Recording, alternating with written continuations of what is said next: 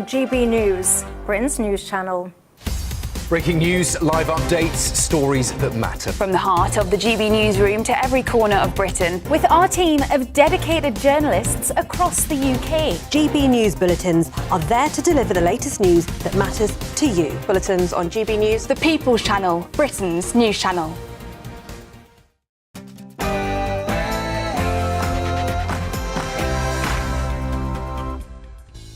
Good evening, this is Free Speech Nation with me, Josh Howie. On the show tonight, we'll be joined by Alison Pearson, who has secured a major free speech victory over a social media post. But unfortunately, policing tweets is still going on. Exhibit A. We've received a complaint from a member of the public or a business saying that they believe some false allegations have been made online. Also, activist James Esses is in the building. Unfortunately, he was not so successful in the courts with his puberty blockers legal wrangle. It is a story that will truly horrify you. Journalist Nicole Lampert tells all about UK Green Council's obsession with Israel, which clearly shows they haven't learned anything from what happened on October 7th, 2023. And in the second hour, we've got an epic debate for you. You won't apologise because you're blaming Nigel Farage for amplifying it. I think we also need to talk about a double standard. No. Should Zach Polanski have been arrested for his part in a post about Nigel Farage? I'll be joined by a member of Reform who, surprise, surprise, says yes, and a senior Green Party activist who, surprise, surprise, says no. And we've got comedians answering some crazy culture conundrums from our live studio audience. But first, the news with Bethany Elsie.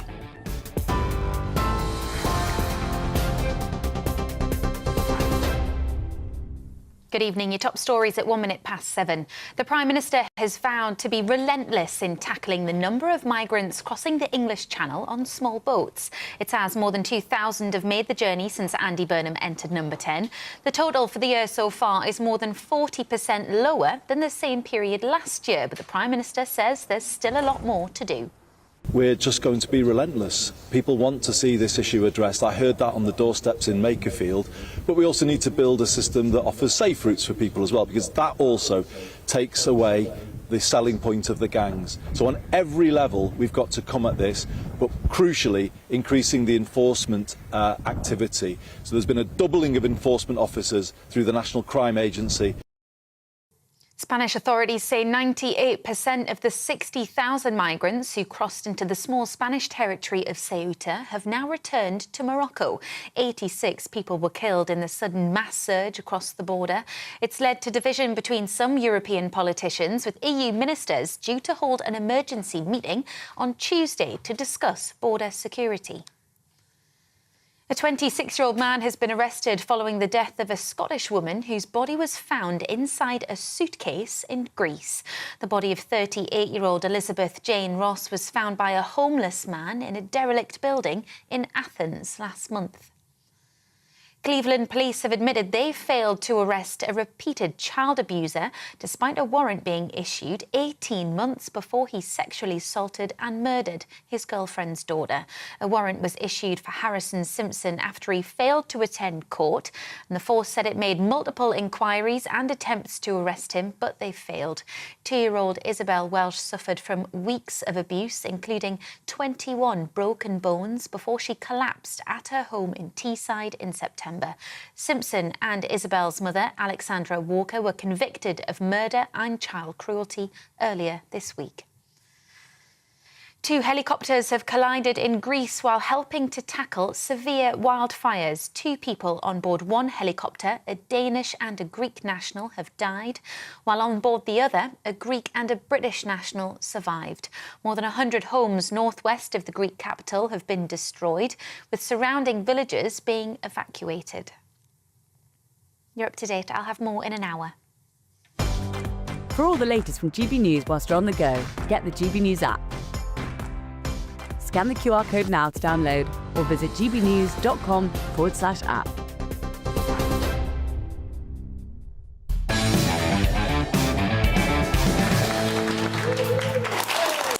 Welcome Welcome to Free Speech Nation with me, Josh Howie. This is a show where we cast our gaze across the spectrum of culture, current affairs and politics, doing our best to bring a bit of common sense to that which has become senseless. We're going to get straight to it. Columnist Alison Pearson has secured a major victory from Essex Police and Crime Commissioner after suing him for defamation. Roger Hurst has had made comments about the Telegraph journalist after police officers visited her over a post on X that the police alleged incited racial hatred. This week, a High Court judge found his remarks were capable of being seen as defamatory, and she has received an apology and a 5-figure payout. But does the fight for free speech in this country still go on? Please welcome Alison Pearson. Here she is. The much wealthier Alison Pearson. Well, I might get everyone a shandy later, Josh. Well, that's very kind of you. Thank you. So, well, look, congratulations. I say congratulations, but really this has been coming up to 2 years, I imagine, of incredible hardship, really. I think you have to be quite mad to sue the police in any capacity, but fortunately I'm a stubborn Welsh pit pony, Josh, as you probably know. People say you're brave to do it. No, I'm bloody-minded and I won't put up with injustice. And 2 coppers turned up on my doorstep on the morning of Remembrance Sunday 2024 when I was getting ready to go to the War Memorial, and they said I'd posted some tweet a year earlier that had offended somebody, stirring up hatred, and I said, what was the tweet? They said, we're not allowed to tell you that, madam. And I said, OK, tell me the name of my accuser. And they said, we can't tell you that either, but it's not the accuser, it's the victim.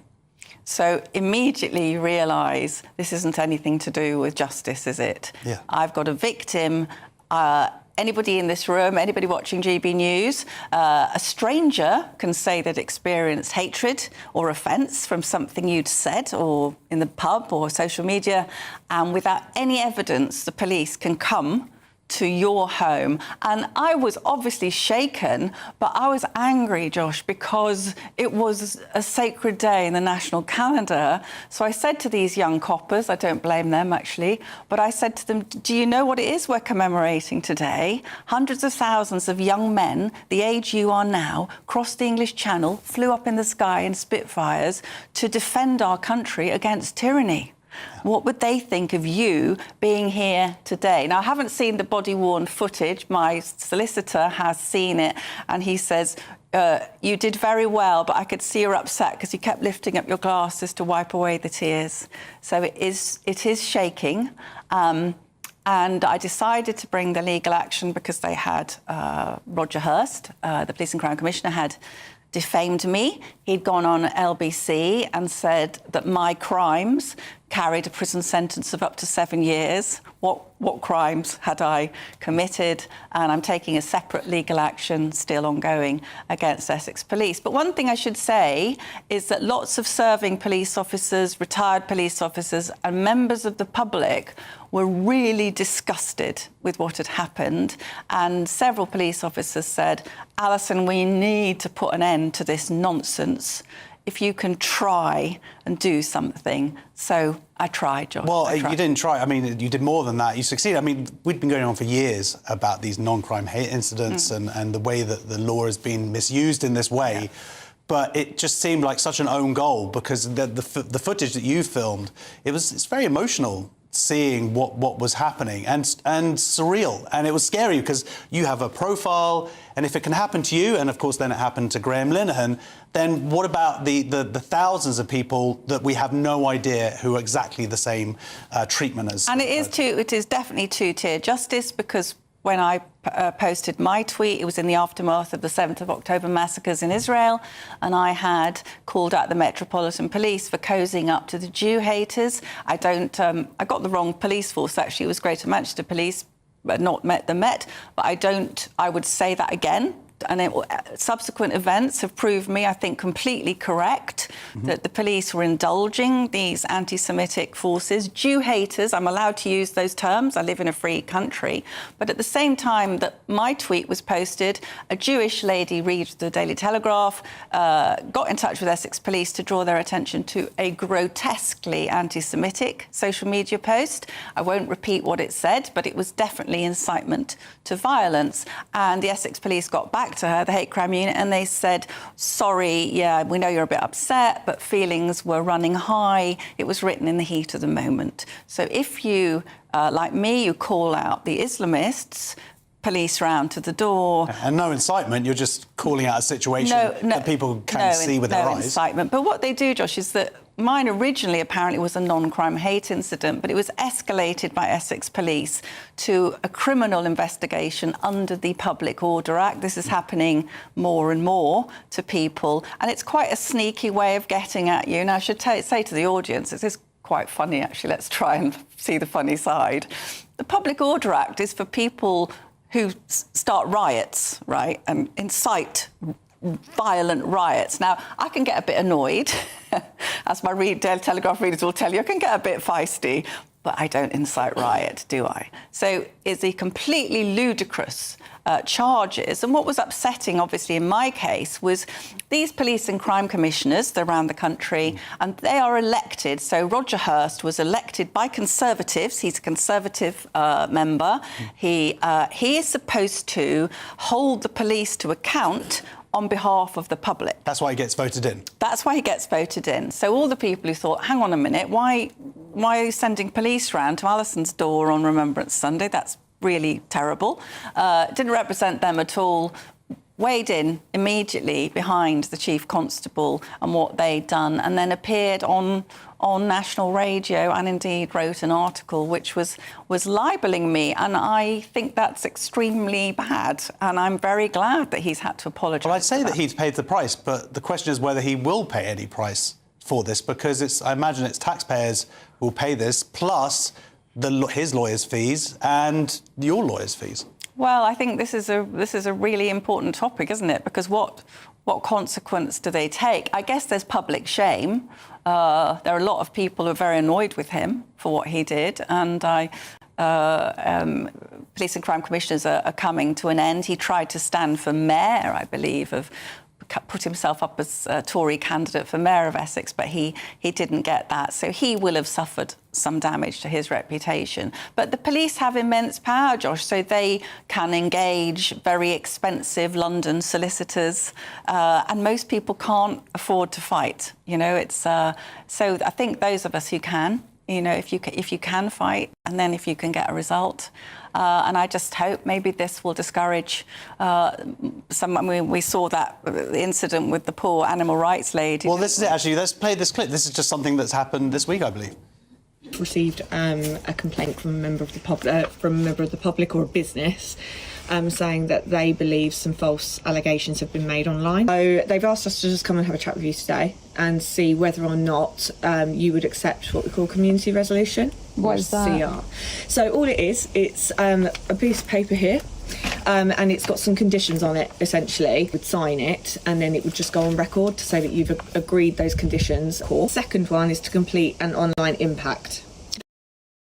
Now, this is slightly different. This is supposedly knowingly spreading false information likely to cause harm, and it's part of the Online Safety Act. And when that went through, people, including the Free Speech Union, very much point out that this is exactly what it could be used for, the silencing. And here we see, again, a very familiar picture to regular viewers of the show. Policemen, women turning up at the door and saying, you posted something online that someone's upset by. And also, do you see her language, though? Oh, just a bit of a chat. Yeah.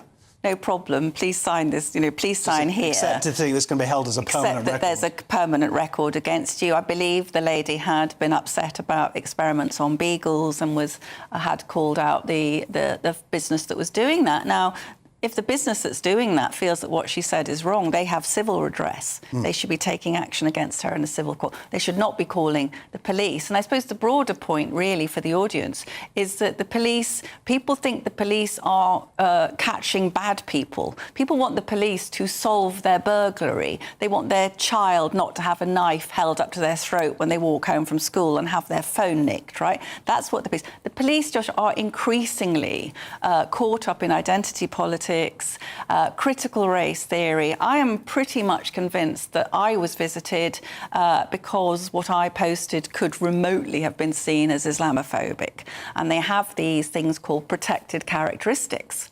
and they have a hierarchy of protected characteristics, and white people and Jews are at the bottom of the list of protected characteristics. And it's quite funny, actually, that a leaked document from Essex Police described white people as an unprotected group, even though 94% of people who live in Essex are an unprotected white group, paying tax to be protected. So all of this is very shocking, and this is going on in the background where they are policing values and thinking. They have no business doing their values. Maybe not even the police individuals' values, but the approved values of the state. And police who people here would recognise as the proper bobbies and, you know, the good coppers. There are lots of good coppers, but they don't get anywhere unless they learn to parrot all the approved phrases that, you know, diversity is our strength, multiculturalism, Islam is a religion of peace.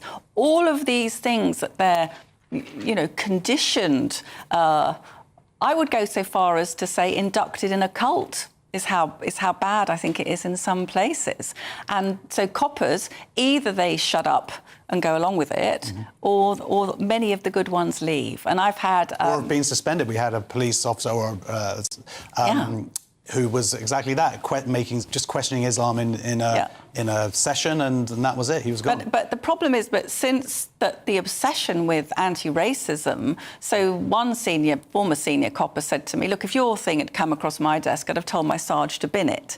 That was when we had the confidence to use our own common sense and discretion. Very hard now to use their common sense and discretion, because if they're... another senior copper said to me, most chief constables would rather screw up a major murder inquiry than be declared to be racist. It's absolutely insane. You know, congratulations on your win. Can I just say quickly, huge shout out to the Toby Young and the Free Speech Union. I mean, I remember everybody, of course, join. If you haven't joined, join now, because they weighed in. I was there. I was absolutely shattered.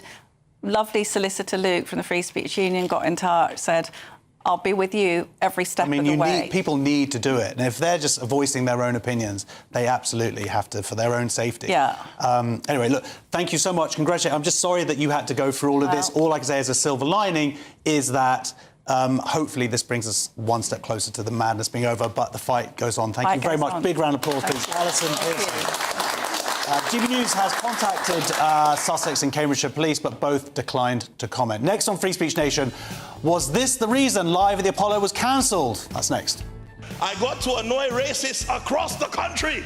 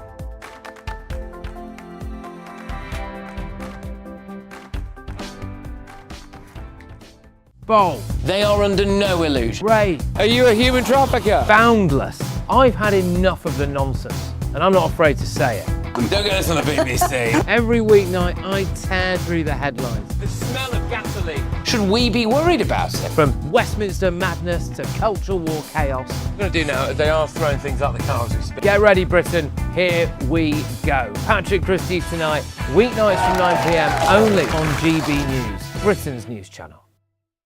Hi, I'm Michelle Dewberry, and my show is your opportunity to cut through all the noise and dive in headfirst to some robust debates. Ideas clash. Situation, isn't it? Because the failure is... You're deliberately avoiding my point. Nothing's held back. And if you think this is the end of it, wait for more. And we do not shy away from the difficult stuff. Sometimes I want to shake people and say, if only you understood. So join me on Jubes & Co. weeknights at 6 p.m, only on GB News, Britain's news channel. Here at GB News, we made a promise to tell your stories. And on the 6th of August, we're marking 5 years of doing exactly that. Celebrate with us by having your say. Join in the debates live on TV and radio. And meeting your favourite presenters across the country, from Leeds to Aberdeen, from Belfast to Barry Island. Plus, join me in Essex for our biggest live show of the year. Scan the QR code or visit gbnews.com/celebrate. Terms and conditions apply.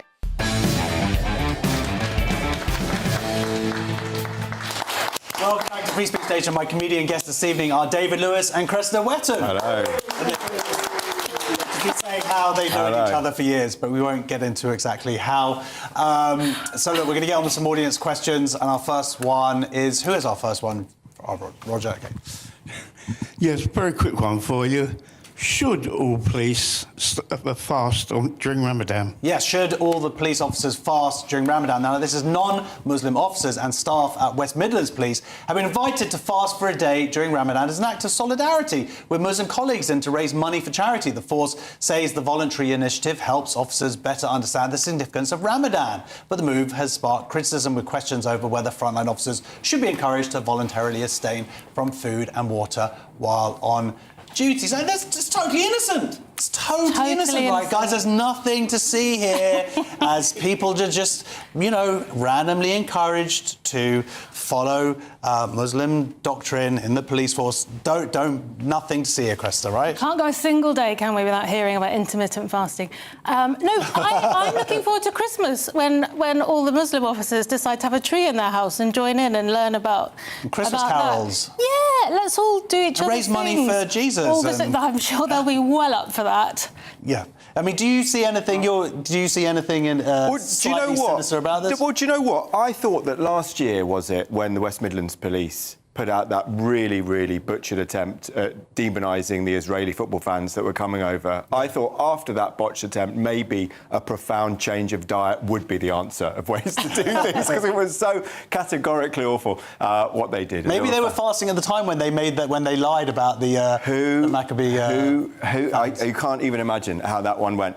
In terms of is it worth fasting? Potentially. I mean, who knows? If that is an opportunity for them to maybe police the streets slightly better than they did in 2025 in October when there was the big hoo-ha about Maccabi. But, I mean, wow. I mean, you know, fantastic. I mean, I've never managed to fast ever in my life, and I've missed many, many Yom Kippurs because of that. So who knows? That'd be my inspiration. I'm not going to lie. Fair enough. Well, look, a spokesman for West Midlands Police said the West Midlands Police Association of Muslim Police has, for a number of years, invited colleagues from all faiths and backgrounds to fast for a day to raise money for charity during Ramadan. They added it's entirely a matter for officers and staff if they wish to take part. This initiative, which is undertaken at a number of organisations around the country. The West Midlands has a large and diverse population, including many Muslim residents, and it's important for officers and staff to understand the significance of Ramadan to those communities.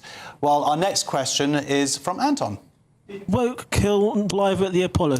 Did Woke kill live at the Apollo? The BBC has confirmed it's axing live at the Apollo after more than 2 decades on air, citing funding pressures and the need to make difficult savings and the need to put funny stuff on telly, which this show no longer is, Cressida. Well, it's not for me to say, is it? People yes, it is. Yeah, that's why you're here. Yeah, I think people don't want little mini lectures when they were tuning in for some comedy. No, absolutely. Look, for years, you know, when you're a comic, David, and people say, oh, you're a comedian. Have you been on Live at the Apollo? And you have to be like, oh, no, I haven't. People sometimes say, you should go on Live at the Apollo in case that's happened. Well, look, I'm particularly sad about this one, right? Because according to my very, very, strict accounting that I've made, I think I needed 220 or so comedians to die for me to go on Live at the Apollo, right? That's the entire circuit. But it's a great shame because Cressida needed 221 comedians to die to go on that thing. And I thought, you know what, this could be my day one day. And it is a great shame watching Stuart Francis ages ago, Jack Dee, some of my heroes, man, when I was watching that. And then recently when I watch it, it does sort of feel like a bit of a sort of like you're being stopped in the street by someone who's raising money for something or like, you know, some sort of charity do. I'm like, you know, just make me laugh, lads. That's all you need to do. It's got to be funny. It's just got to be, you know, I don't need any sort of political lectures. You know, I'll get that from essentially when I get home very late tonight after doing this show for being so late out. But my point is, you know, it's a great shame. Far, far fewer people were watching it, right? So it's like 660,000. Yeah, it used to be about 6 million or so. And so, I mean, what does that say? If it's got like a 80 or 90% turn down, people are switched off, literally and figuratively, by what the content has been. It's a great shame. Brilliant comedians are on. Pals of mine have been on it. There are lots of great comics out there who didn't You're telling me? Us? Anyway, all right. So our next question is from... Vahid. Are all robot uncles racist? Yes, are robot uncles racist? So this is a German university has developed an AI-powered racist uncle to help secondary school pupils practice arguing against anti-immigration views. The child-sized robot named Nigel is programmed to make provocative right-wing political comments with students encouraged to rebut its arguments. So this, you want one of these in your house? You're going to Well, it's a shame. It is a shame that his name is so innocuous as Nigel. I mean, at least really commit to the bit and go with Herman or Goering or something like that. It wasn't like that. But sadly, an AI robot to stop people, what is it? So the AI robot is there to challenge people's racism or to provoke them into saying racism and then shutting them down. It's got to be racist. Afterwards. It's got to be racist. The AI robot has to be racist. Examples of its racism? I can't repeat. Open borders are really bad. You're supposed to put these kids off the AFD, and the best bit is it didn't work, which is just, it's hilarious. Kids are rebellious, aren't they? Yeah. They don't want to be like Could you say all of this in a Bavarian accent, please? I'd respond much better if you could. Yeah, Hitler definitely would have been stopped if there'd just been an AI uncle robot there. So naive, isn't it? It's like the cartoon here, the Amelia thing, you know, the woman with the purple hair. It's like, of course it's not going to... The government can't step in and decide what's cool. That's just not going to work. I'm with you. It entirely, for me, depends on the shape of the Uncle AI robot's moustache. Whether or not I buy it. I want to get one of these for Hanukkah. Our final question for the moment is from Chris. Yeah, did the Red Cross shoot a bullseye? Did the Red Cross shoot a bullseye? A long-running Tower of London charity fundraiser has sparked a row after the British Red Cross barred some City of London livery company... Livery, yeah. They're basically companies that were sort of formed from guild halls from the Middle Ages, is that right? Because of links to the tobacco and defence industries. Each year, masters of the city's historic livery companies are symbolically jailed at the Tower, with colleagues raising money to bail them out. The proceeds go to the British Red Cross. So my understanding, Cresta, is these companies have raised about £80 million between them over the years. It's a lot of money. Professor Ade, that's nothing compared to what he would do. We'll get to him later in the show. But they basically said, no, because I think one of them makes pipes. And so the Red Cross said, no, we can't accept any money from you because that's something bad. And then another company, our library is, they test guns. They've been going about 500 years. They're really bad. Yeah, and so this is it's cutting off their nose despite their face. They took their principles and they said, we can't have this, and they walked out. And then I think they had to come back, didn't they, and say, maybe we were wrong. We'll look at it a bit closer. But these are companies, they're raising money for charity. Oh, no, they make pipes, do they? They're evil. We can't accept their money. It's ridiculous. And by the way, the Red Cross I'm not a fan of with what their behaviour during October 7th afterwards with the 250 hostage kidnapped people. Yeah. They basically did not turn up at all. They never once visited any of those people. It was disgusting. No, look, I'm with you. I mean, say raising money for the Red Cross in theory is a very good thing. It's gone back a long way. I don't know if you could have a Heads on a Spike charity auction or something at the Tower of London for that, but that's sort of not how it is. I agree with you. It sort of does feel like it's a wild way of just get the money into these, people's... If it's charity, you've got to get the money into people's pockets. Surely that has to come before any political message, I would have thought. But really, pipes... Really, pipes? Yeah, people are still smoking pipes? Yeah, wow. That moustache you've got going on you look like a prime contender. This is the Captain Haddock look I've got from holiday, so it could well be true. Oh, exactly, very good. All right, the Red Cross said we do not accept donations from a very small number of specific industries. We are speaking directly with livery companies to provide clarification, answer questions and reaffirm how much we value their continued support. So today is your final chance to get tickets to join us for a day to celebrate Britain. Here at GB News, we made a promise to tell your stories. And on the 6th of August, we're marking 5 years of doing exactly that. Celebrate with us by having your say. Join in the debates live on TV and radio. And meeting your favourite presenters across the country, from Leeds to Aberdeen, from Belfast to Barry Island. Plus, join me in Essex for our biggest live show of the year. Scan the QR code or visit gbnews.com/celebrate. Terms and conditions apply. Don't miss out on that opportunity. Less than 24 hours remaining to grab your ticket. For more information, scan the QR code on the screen or go to gbnews.com/celebrate. So next on Free Speech Nation, activist James Esses is in the building. Unfortunately, he was not successful in the court with his puberty blockers legal wrangle. It's a truly a horrific story that you do not want to miss. See you in 2 minutes.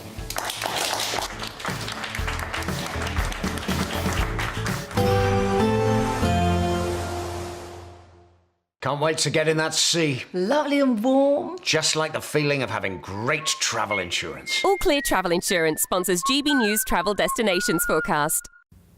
Hi there. The hot, sunny and dry theme continues across most of the Mediterranean through the next few days. There will be a few isolated thunderstorms, particularly for Portugal on Monday, but elsewhere across the Mediterranean, barely a cloud in the sky for many coastal regions, and it will feel very hot in that strong August sunshine. Temperatures comfortably into the 30s and approaching 40 degrees Celsius in the hottest spots. The outlook for the rest of the week, well, generally the settled sunny theme continues with temperatures once again in the high 30s for some. All Clear Travel Insurance sponsors GB News Travel Destinations Forecast. Good evening and welcome to your latest GB News weather update from the Met Office. Well, the heat and humidity is set to build quite quickly as we move into Monday. A very hot day is on the cards across the southeast, but there will be some rain or showers courtesy of this area of low pressure for some, mainly in the north and the west, but we might just see one or two heavy showers sparked by this heat and humidity that's drifting in from continental Europe. That process is already underway this evening, so whilst it's a fine end to the day for many, we do see thicker cloud out towards the west, and you'll notice we could see some spots of light rain across parts of Northern Ireland, and the rain blossoming somewhat as we go through the early hours of Monday morning across central and southern Scotland. Here it won't be a particularly warm night, but across England and Wales it will turn increasingly humid with lows perhaps not falling much below 17 or 18 degrees Celsius in some of our larger urban areas in the south. Now, after that warm and humid night, it will quickly turn pretty hot as we go into Monday. The strong August sunshine really quickly lifting those temperatures.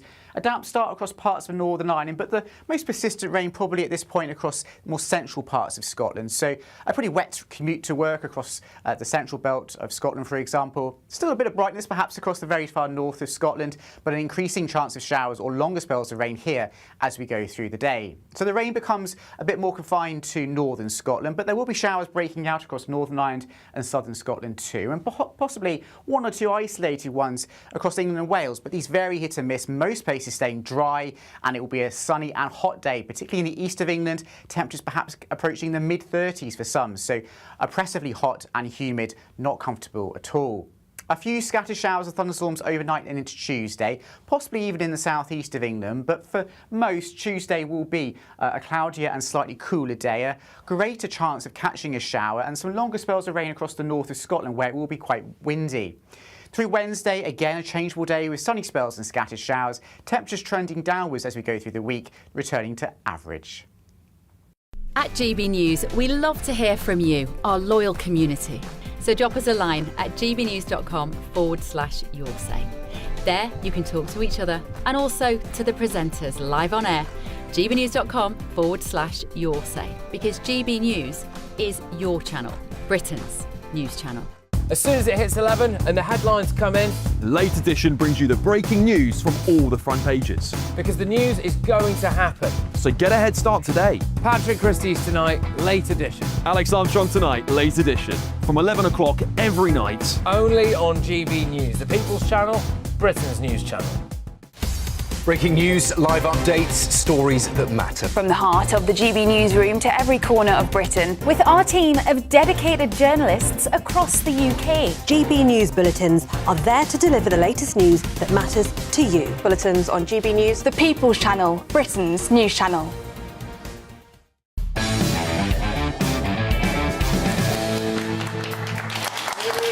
Welcome back to Free Speech Nation. A puberty blocker trial has been given the green light to begin recruiting children after a failed attempt to block the study in the High Court. Campaigners asked the court to intervene, arguing that regulators had acted unlawfully by approving the experiment, which will allow 11-year-old girls and 12-year-old boys to be given puberty blockers. After a two-day hearing, the High Court refused permission to proceed with a full judicial review, and enrolment into the study is expected to start immediately. Well, I am joined by the therapist and campaigner, also a Conservative councillor, James Esses. James, welcome to the show. Thank you. Frankly, I wish you could be here under better circumstances. This is very depressing. There are children who are arguably going to be harmed because of this decision. I'm honestly devastated, and I say that as a psychotherapist, also now as a father myself. And this isn't just the 226 children that are going to be signing up for this trial, who are definitely going to be harmed physically and emotionally. It's what this paves the way for. My fear is that a few years down the line, we're back to routinely prescribing puberty blockers again, like in the bad old days of the Tavistock Clinic. So I'm very, very fearful for what's to come for children over the next few years. Now, what are the actual technicalities of the case and why the judge decided to allow it to continue? Well, look, judicial reviews are quite difficult to bring, OK? You need to show that the process of the decision-making went wrong. It's not enough for us to simply say we disagree with the fact that they decided to hold a trial in the first place. So because they followed the correct procedures, what's laid down as the correct procedures, essentially that's why it's allowed to go ahead, rather than the larger ethical considerations. Correct. And this judge has been quite deferential, actually, to the medical and regulatory bodies that decided to go forward with the trial. He's essentially said there's all these clinicians, all these doctors and regulators who have said this is a good idea. Who am I to stand in the way of that? Which I do not agree with, because we know if we're too deferential to quote-unquote experts, what can happen. And we say that the threshold for carrying out a clinical trial on children has not been met. You need a higher threshold for children than adults. An adult can sign up to a trial for no medical benefit to them, receive some cash for having to, put their body on the line, and all's good. But for children, you need to be able to demonstrate that there is an expectation of a benefit and no serious repercussions, from a negative perspective. But we've actually got the exact opposite of that when it comes to this. Well, this is it. I mean, there have been previous studies that indicate, certainly, that there are multiple side effects from using these drugs. Loss of sexual function, ultimately, bone growth, brain development. The ethical considerations here, you would think, just if you step back, we go, this is an experiment with children, right? Yeah. The surprising thing for some people who have been involved in this debate is the involvement of Hilary Cass in terms of her support of this in her report, which was heavily criticised by the trans activists when it came out, but it did have this proviso that there should be a further experiments to see whether these drugs actually worked or not. And she seems to still very much think that this is the case. I've never heard her so vocal in all my life. She is pushing hard for this trial, I think to save face and to preserve the credibility that she had from the report.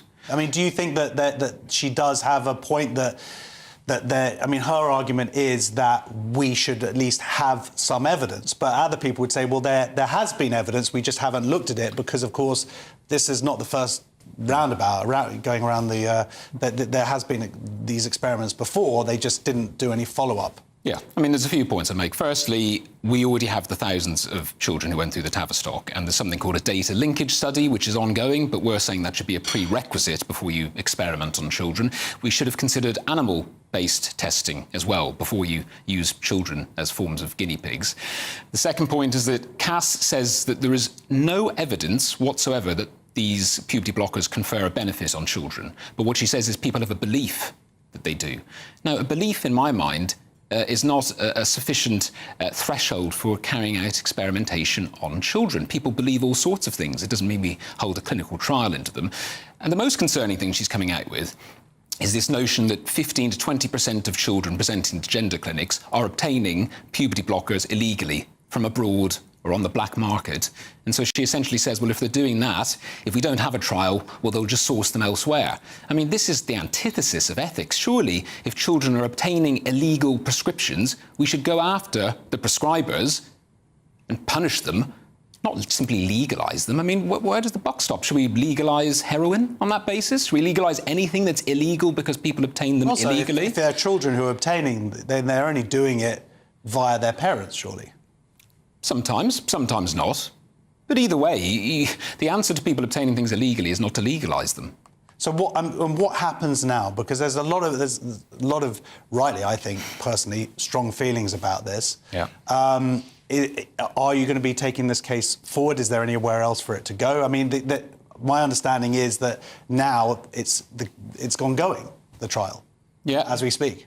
Yeah, they're commencing recruitment of these children from next week, and those children will receive up to £500 of Love to Shop vouchers for the privilege of taking part in this clinical trial, which is even more perverse. My lawyers have been beavering away this weekend looking at the judgment in detail, and they're going to provide some advice to me and my other claimants next week, and we'll form a view as to whether we will appeal it at that stage. But appeals are very, very difficult, particularly in judicial review proceedings. So if we can appeal it, we will, and we're willing to throw everything we possibly can at this, but it's not looking good, and this could be the end of the road for our challenge on this. Well, you speak about other claimants. One of them is, of course, Keira Bell, who has been through this process herself, has detransitioned now, and I was reading online her absolute frustration to see what might happen to other children going through what she did. I mean, Keira is the prime example of what you do if you allow children to go down this pathway. But it was particularly perverse, actually. During the course of the hearing, one of the barristers for the other side said, actually, we're having this trial to stop more Keira Bells being created, which I think is twisted. We'll stop another Keira Bell by giving them puberty blockers. I mean, how perverse can you get? And the fact that Keira, who went through this process, is standing shoulder to shoulder with me and the Bayswater support group saying we should block that. I mean, we need to listen to Keira. We need to listen to the parents of these children. We need to listen to the psychotherapists. I mean, I'm seeing these children week in, week out, and I can tell you what they do not need is irreversible medication, but that's exactly what they're going to get. And, it's crazy that we're living in a society now in which this Labour government a few weeks ago said that they are going to ban under-16s from purchasing energy drinks, but they're about to allow them to render themselves infertile from the age of 11. I mean, it's backwards. It's... when we look back at this time, it will be, with our hands in our heads, our heads in our hands, because it's beyond baffling. It's the frustration is overwhelming. Frankly, it's disgusting. But the fight goes on, and thank you very much for your partaking in it. Big round of applause, please. James Esses. A spokesperson for the Pathways research team says the Pathways trial is a carefully designed study to give much-needed evidence about the potential benefits and risks of puberty suppression to improve NHS care. The study has extensive safeguards, including strict eligibility criteria, consent processes, physical and mental health monitoring before and during the study, and continued psychological and social support. Next, on Free Speech Nation, journalist Nicole Lampert tells all about the UK Green Council's obsession with Israel, which clearly shows they haven't learned anything from what happened on October 7th, 2023. See you in a couple of minutes.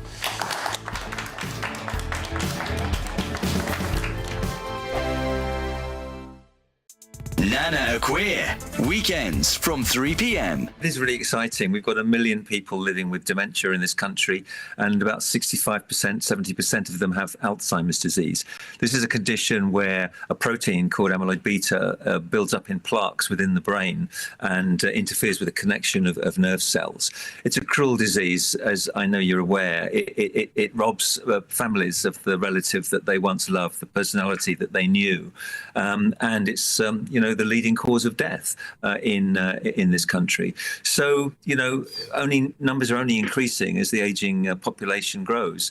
But here we have in phase 3 clinical trials, which is the last stage of trials before a regulatory body approves it for use, which appears to clear some of these plaques within a few weeks. Now that's really exciting. GB News, the People's Channel.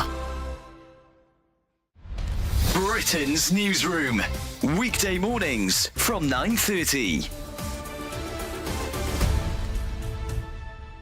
What does this kind of day mean to you, kind of coming and doing this every year? Well, I feel that I'm doing this for my wife because she used to sell poppies properly, really, and I used to help her for 20 odd years. And I feel like I'm doing it for her, really. But it is nice to think that everybody appreciate what we did for being in the forces. But tell me about your service, because you got sent out to the Far East, didn't you? Yes. I just got engaged because I didn't think I was going to get called up, but then I did. In your jacket here, you've got one medal for national service and one for that Hong Kong medal for that. To be honest, I was 18 years old. And I was very excited about going. It was an adventure to me. The People's Channel. Britain's newsroom. Weekday mornings from 9:30. Weight loss jabs could help children as young as 6 who are living with obesity. When did we start saying living with obesity? Can we not say obese children? Is that not politically correct? Well, delighted to be joined now by Sarah LeBrock, Director of All About Obesity. Sarah, I think a lot of people will feel slightly uneasy about children getting on these jabs, simply because we sort of expect, I don't know, diets to be managed by parents. Yeah, I can totally understand why people would think that. But the point we're not talking about just overweight children here. We're talking about children living with obesity. And interestingly, you say, why do we say living with obesity? It's because they're living with a chronic condition. GB News, the People's Channel.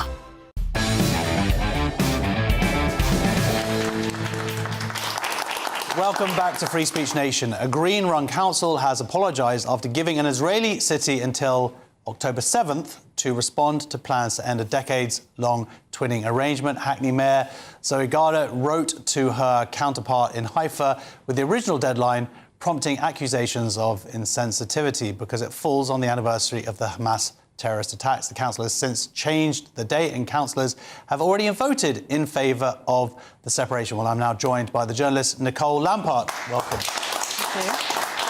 Were you there on, I believe it was on Tuesday, at the Hackney Council? It was quite extraordinary because I've covered many council meetings over the years, but never one like this, where you literally have the activists that are outside, then queuing up to come inside and being the councillors. And 11 of them, at least, were wearing keffiyehs. And the biggest applause came up when they managed to discuss Haifa and Israel, and it was really quite appalling and really quite chilling. So for the people who don't know, Haifa is a city in the north of Israel, but it's actually a model of integration, really. It's got a very large Muslim population. There's the university there, there's the Baha'i faith, it's the centre of the Baha'i faith as well. Yeah. So they've been twinned with Hackney since 1968. Yeah. And there's been a lot of, I believe with hospitals in particular, there's been surgeons going back and forth. So this is what twinning with another city, town is all about, right? Yeah, exactly. I mean, I think that it has been quite quiet since COVID, as lots of things are, and twinning costs money. So most of the money spent on the kind of twinning elements to it has been funded by Haifa itself, and it has mainly involved the Homerton Hospital and the Rambam Hospital, which is a big teaching hospital in Haifa. As you say, Haifa is a particularly interesting city because it's probably the most mixed city. It's also an incredibly left-wing city, and anyone who's seen any pictures from Haifa will see this beautiful Baha'i faith centre. The Baha'i are a minority religion that are attacked in many of the surrounding countries, and Israel's the one place where they're safe. So it doesn't really matter where it was. It's the fact that it's Israel. And that shows why it's clearly about that. At the start of the council meeting, Zoe Garbett kind of said, because it's a military port. But then all the speeches made it clear it's just because it's Israel and they determined to do this. And the side issue is that they made all these promises in the May elections. They asked people to vote for Gaza, for Palestine. Not for potholes. Not for potholes, not for schools, not for social services or any of the stuff that councils do, but for Palestine. And this is really probably the biggest thing that they can do, which is really a bit pathetic, because what they really want to do is go after the pension funds and divest from anything to do with Israel. But that means divesting from all sorts of pension funds that do really well. And it's part of a big pension pot that affects the whole of London, so it's unlikely to happen. So really this is an easy win, but then the whole October 7 thing and getting that so wrong just shows how embarrassing and facile and activist-led this is. So do you think it was a genuine mistake, or is evidence of something seemingly that they would demand that Haifa responds by October 7th? To not recognise that date, it suggests something at the very least. It suggests something. They said, it's a 10-week, and we were being sensitive because we counted in the Jewish holidays, because there's big Jewish holidays in September, but in their own material, the standard is 12 weeks, not 10 weeks. So that doesn't stand up. And the fact is that Zoe Garbett basically blamed council officials, said, they did it, but she signed off on it. And this is not a good act, like one of her first acts, because this was, of course, their first major council meeting. The last one was the AGM, where they decided who ran what committee. This is effectively the first thing they do. And Hackney, it's worth saying, is home to the second biggest, largest population of Jewish people in the country. So it affects lots of people, and I've spoken to lots of Jews that live in the area, and it frightens them. I mean, I would understand if people in Hackney, Jewish or not, just go like, what's this got to do with anything? Who cares? Yeah. This is so stupid. Yeah. Like, it's not going to do anything. It's not going to affect Haifa in any way. It's not going to affect Israel in any way. It's just for show. Yeah. And the amount of time that they're spending on this, when there is so many other issues, it must be so frustrating for people who live in that area. But of course, this is a democracy, and they were voted in. Yeah, so, I mean, even Labour were against it, and they called it performative politics, and it is, because they can't even just say we're not doing this.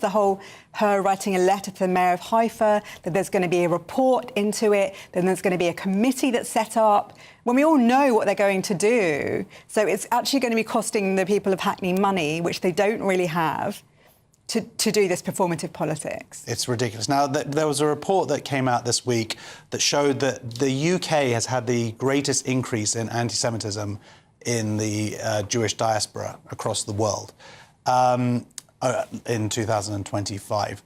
And that's including places like Australia, where 15 people were murdered. And these include violent acts towards Jews. Do you see a connection, an obsession between which in this case the Green Party have towards Israel and what we are seeing and actually in the streets where Jews are being attacked? Yeah, there's definitely a connection. We see the anti-Semitism really coming from two major directions at the moment, and that's not to discount the danger of the far right, but it's not at the moment coming from them. It's coming from the far left, and it's coming from Islamic extremism. So a lot of the violent attacks aren't coming from the Greens necessarily, or they're not coming from far left people, but they are coming from Islamic extremists. And often they are immigrant Islamic extremists, in particular, people that are coming from war zones. So we are seeing the ramping up of rhetoric it becoming a political thing. We're seeing politicians voted in simply for hating the Jewish state. That is a key reason why. That's why the Greens got in. No, we're going to do this. This is what they think that their voters want, and this maybe is what their voters want. I think it is what at least some of their voters want, and that's because of a larger obsession with Israel across our media, across our politics, on social media.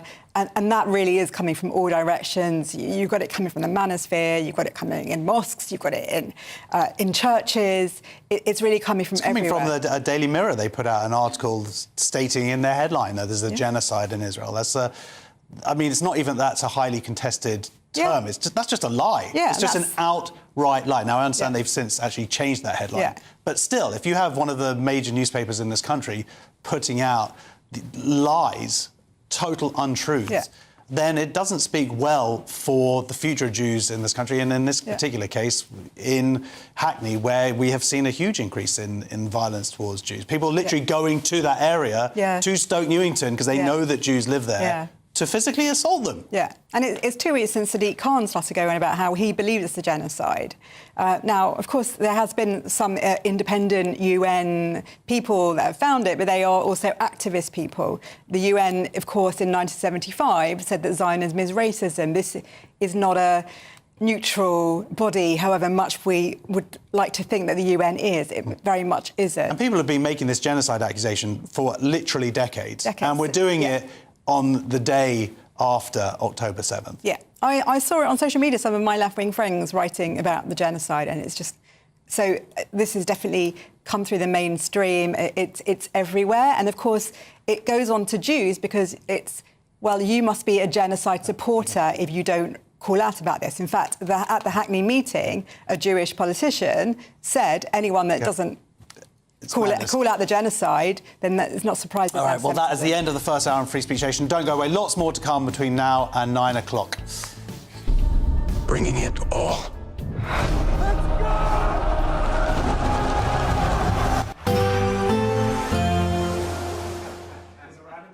Expect warm spells with the odd rude interruption. Box Boilers sponsors the weather on GB News. Good evening and welcome to your latest GB News weather update from the Met Office. Well, the heat and humidity is set to build quite quickly as we move into Monday. A very hot day is on the cards across the southeast, but there will be some rain or showers courtesy of this area of low pressure for some, mainly in the north and the west, but we might just see one or two heavy showers sparked by this heat and humidity that's drifting in from continental Europe. That process is already underway this evening, so whilst it's a fine end to the day for many, we do see thicker cloud out towards the west, and you'll notice we could see some spots of light rain across parts of Northern Ireland, and the rain blossoming somewhat as we go through the early hours of Monday morning across central and southern Scotland.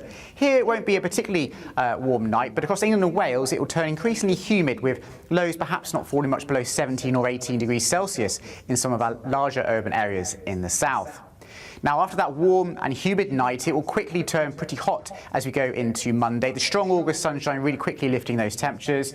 A damp start across parts of Northern Ireland, but the most persistent rain probably at this point across more central parts of Scotland. So a pretty wet commute to work across the central belt of Scotland, for example. Still a bit of brightness perhaps across the very far north of Scotland, but an increasing chance of showers or longer spells of rain here as we go through the day. So the rain becomes a bit more confined to northern Scotland, but there will be showers breaking out across Northern Ireland and southern Scotland too, and possibly one or two isolated ones across England and Wales, but these vary hit and miss, most places staying dry, and it will be a sunny and hot day, particularly in the east of England, temperatures perhaps approaching the mid-30s for some, so oppressively hot and humid, not comfortable at all. A few scattered showers and thunderstorms overnight and into Tuesday, possibly even in the southeast of England, but for most, Tuesday will be a cloudier and slightly cooler day, a greater chance of catching a shower, and some longer spells of rain across the north of Scotland where it will be quite windy. Through Wednesday, again a changeable day with sunny spells and scattered showers, temperatures trending downwards as we go through the week, returning to average. Expect warm spells with the odd rude interruption.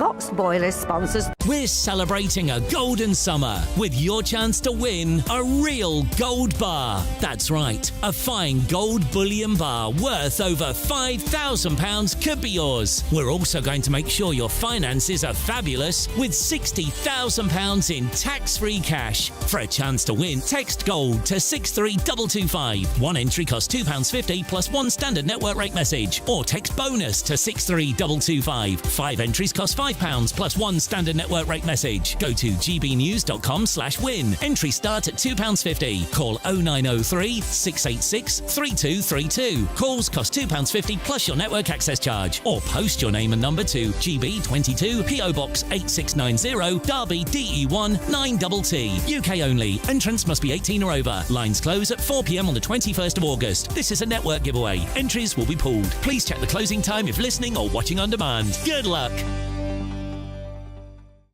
Hi, I'm Michelle Dewberry, and my show is your opportunity to cut through all the noise and dive in headfirst to some robust debates. Ideas clash. Situation, isn't it? Because the failure is you're deliberately avoiding my point. Nothing's held back, And if you think this is the end of it, wait for more. and we do not shy away from the difficult stuff. Sometimes I want to shake people and say, if only you understood. So join me on Dubes & Co weeknights at 6 p.m. only on GB News, Britain's news channel.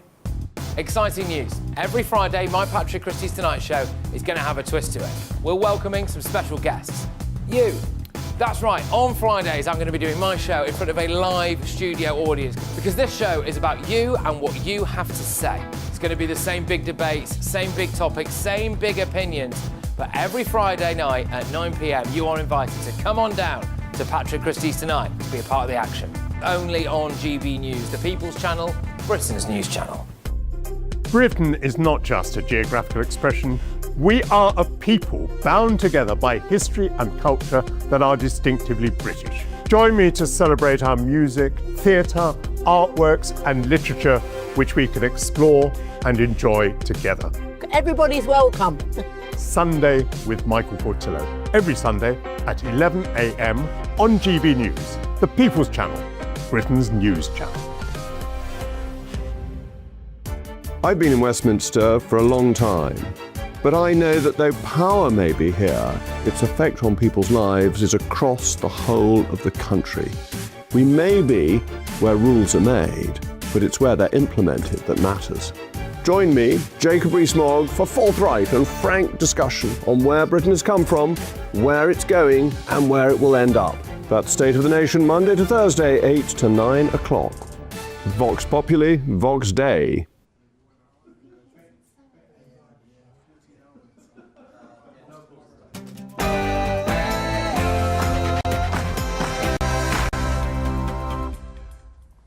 There is plenty more still to come on Free Speech Nation, including an epic debate for you.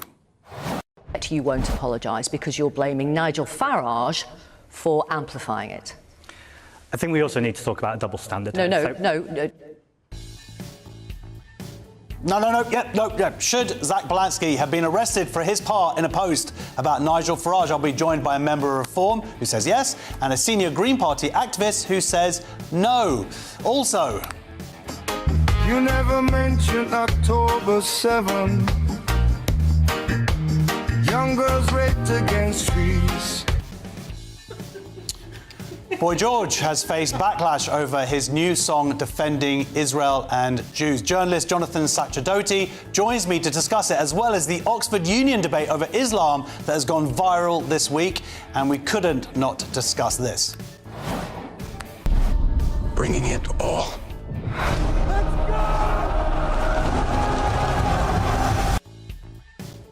Christopher Nolan's new epic, The Odyssey, has divided opinion. It's either going to clean up the Oscars or it's horribly inaccurate, or both. That's coming up. But first, the news with Bethany Elsey.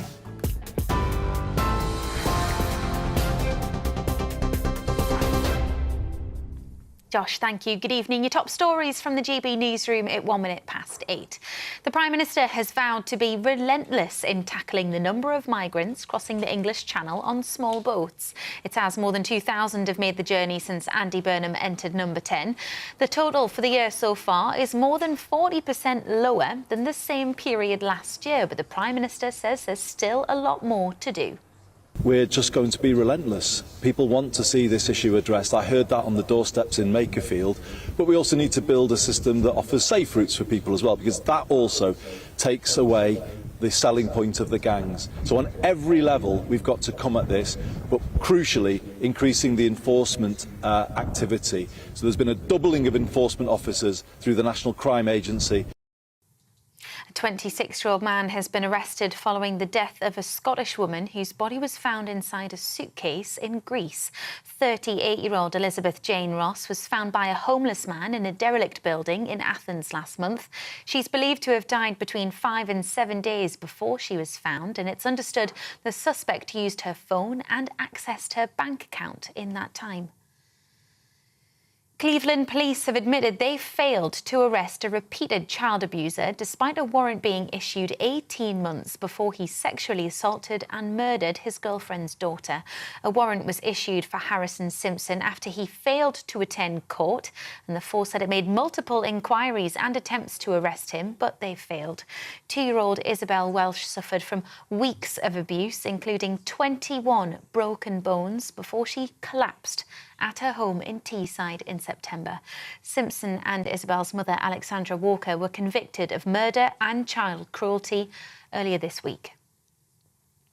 2 helicopters have collided in Greece while helping to tackle severe wildfires. 2 people on board one helicopter, that's a Danish and a Greek national, have died in the crash, while on board the other, a Greek and a British national survived. More than 100 homes northwest of the Greek capital have been destroyed, with surrounding villages being forced to evacuate. Meanwhile, new fires on the island of Kefalonia have also saw people flee their homes. And officials in Russia say an explosion outside a restaurant near the centre of Moscow was, in their words, a brutal act of terrorism. 3 people were killed and at least 20 others injured when the homemade bomb was detonated. There are unconfirmed reports that a Russian military commander may have been the intended target, but was unharmed, with other speculation that the attack could be linked to the war in Ukraine.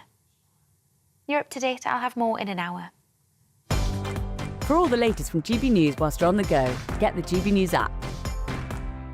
Scan the QR code now to download or visit gbnews.com/app.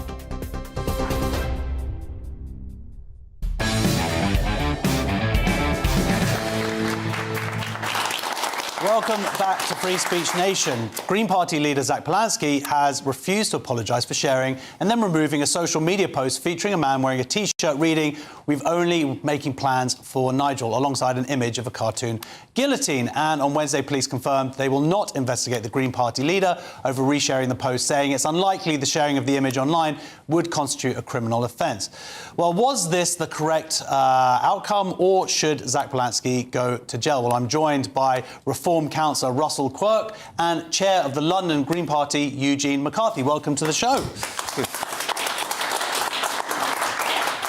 Now, am I going to be right assuming that this is going to fall apart on sort of party lines, that Reform think that he should go to jail and Greens think that this is ridiculous and a free speech issue? What do you think? Well, I personally don't think that anybody should go to jail for tweets. I think there's a question of free speech, and I think the bar over which something is triggered, whereby it then becomes an offence that is punishable by a criminal conviction and prison, I think that bar should be extremely high. Like in America, where it's direct incitement. Fire in the theatre stuff, right?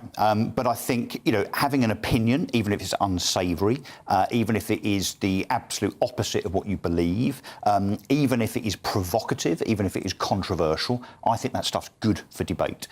So actually, no, I don't take the view that Zach Polanski should go to jail. I mean, maybe for his political opinions, but not perhaps for that particular post. By the way, someone's going to clip that up. They might clip this up, because I'm redressing the balance, everybody. Look, I've had my own T-shirt version. Oh, well done there. just address the balance, Eugene, if you don't mind. So I didn't want Zach Polansky obviously getting all the airtime. Yeah, now, Eugene, are you wearing a T-shirt under there? I'm not, unfortunately, no, not in this weather. Would you go along with that? Would you say, because some people would say it was a direct call to violence against Nigel Farage? I'm hoping that we can actually find a lot of common ground today, because I think the free speech issues in this country have got incredibly out of hand. Because, let's be clear, it's not completely unfounded that Zach Polansky could be arrested for reposting on Instagram and, I think, Facebook a picture of a bloke in a comic T-shirt with, I think, an unsavoury remark on it that references violence. That should not be an arrestable offence for any politician, including Reform politicians who have been threatened with similar crackdowns on freedom of speech for things that they've said that the establishment deem unsavoury. Look, both the Greens and Reform are anti-establishment parties.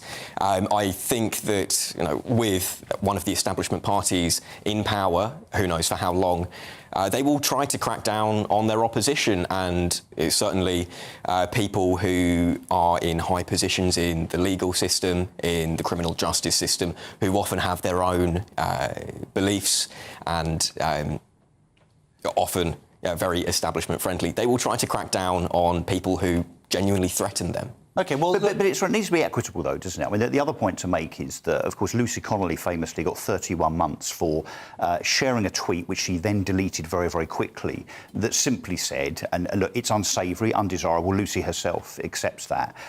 They can all burn in those hotels for all I care. And she got 31 months. I'd have to ask you the question, Eugene. Do you think Lucy Connolly should have gone to prison? I don't think she should have, no. I think...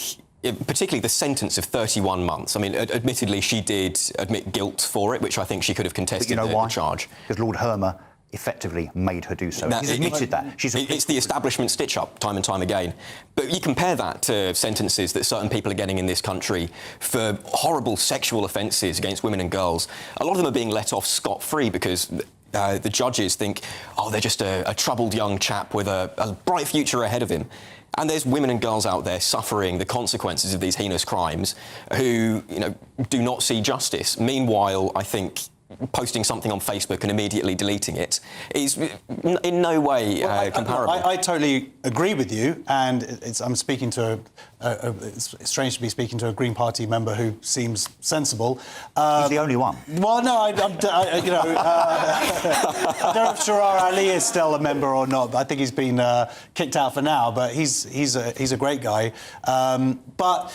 And I don't expect you to speak for your leader, but there is a whiff of hypocrisy here, because Zach Polansky, when Graham Linehan was arrested for writing a post, Zach Polansky said, yes, I think that's something that should happen. Actually, let's just show that clip.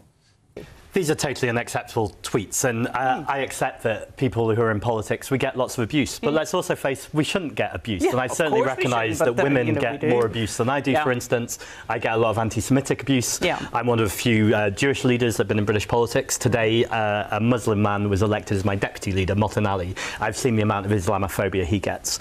We also know that for all of those groups, trans people have been in the sights of the nastiness and the toxicity for a long time. Now, I accept proportionality of police response is a conversation we need to have. But do you think this was proportionate? I think it was proportionate to arrest him. I think there's a pattern here. 5 armed police officers turning up. Well, that's the bit that I don't understand why they were armed. And again, I'd need to hear about the police response. And why there were 5, presumably. For sure. I mean, Eugene, I don't want to put you on the spot, but that's why you're here. He's basically saying, yes, Graham Linehan should have been arrested for that post. I think that's somewhere that we do disagree. I think that, we can... I totally agree with him that you can say things that are completely unacceptable, but having the state bear down on you is not something that you should have for exercising, as I think Graham Linehan has done, oftentimes very unsavourable political views, at least from my perspective. He should still have the right to say it. If there are, platforms that he's on, if there are venues that he's trying to speak at, they again reserve the right to remove him or remove posts if they violate the content policies. But bringing the police in is a completely separate matter. OK, well, let's talk about that then. Russell, I mean, Reform did request that the police investigate this. Now, do you think that's the right thing to do? Because really, this is suddenly it's like the left go and complain and say, yes, they should get the police involved, then something happens to the right, and then the right do exactly the same thing. Wouldn't it have been better for Reform to say, you know what, we totally disagree with this image, we think it's disgusting, but we are free speech advocates and we think this person should be free to state what they want. And as I've set out, that we are, as a party, absolutely free speech advocates. But that suggests different if they're saying to the police, come and investigate. No, because there's a context to that, which is, as I've just said, this needs to be a matter of equity, and it needs to be balanced. It needs to be playing by the rules. So what the Reform Party have sought to do in those circumstances, given what's happened to the likes of Graham Linehan and Lucy Connolly, is simply to say, well, OK, if they's the rules in terms of, you can say something that some arbiter somewhere says that's distasteful and therefore criminal, OK, let's now deal with Zach Polanski in exactly the same way. It's not a position that we hold in terms of our kind of our morality or our ideology. What we're saying is, OK, that's what you want to do. You want to start putting people in prison for what they say on Instagram or Twitter, then so be it. I would make another point, though, and I'm going to put you on the spot again, I'm afraid. Set aside the question of legality. Let's talk about this from a point of view of taste. What your leader reposted, only 9 or 10 days after Anne Widdecombe's death at the hands of a murderer that hit her 21 times in the head with a hammer. You want to apologise for Zach Polanski, don't you? I think he should have apologised, because he was very clear. I think she, in the interview, he was asked maybe 7 times, and he very sort of resisted it. He said, no, I'm not going to apologise. Yeah, I think Zach Polanski's made it very clear that it was posted as a mistake. It wasn't. He would say that, though, wouldn't he? But we all make mistakes. Exactly. And I think that in politics it is important to apologise when you do make a mistake, and kind of across the party spectrum, comms advisors telling people, no, don't apologise for anything. It's distasteful, I think. But should he apologise? I think that making a point about it, that if Nigel Farage is obviously saying he must apologise and this, that and the other, saying, well, actually, you've done a lot of distasteful things. But should he apologise? Of much more severity, then I think using that as a tit for tat, you apologise for your pretty comparable things, I'll apologise for mine, is perfectly reasonable, and that's what he's saying. But you would apologise if you'd made a similar mistake? I think I've reposted dodgy things in the past by mistake, and I have apologised for them in the past. A bit of humility in politics would be nice, wouldn't it? But some people would say from all sides and from all parties, but then they're politicians. Sorry, guys. Being politicians. So the seals up, there is a consensus here. Both of you agree that no one should go to prison for these kind of tweets, but there seems to be a sort of whiff of hypocrisy, frankly, for me, from all sides on this. But if we can state our case, and it seems both of you are willing to go out and sort of go, yeah, you know what, we stand for free speech. I think that's a very sensible way of ending this. Thank you. Have you guys got anything else you want to... Well, I just think as a nation we need to be very, very careful of the slippery slope that we're on, and forget the colour of the politics at the moment. But, whether it's ID cards, whether it's, banning social media for kids under 16, policing what we all say on the internet, Alison Pearson, being doorstepped by Essex Police because she said something that perhaps Roger Hurst, the Police and Crime Commissioner, might not have agreed with.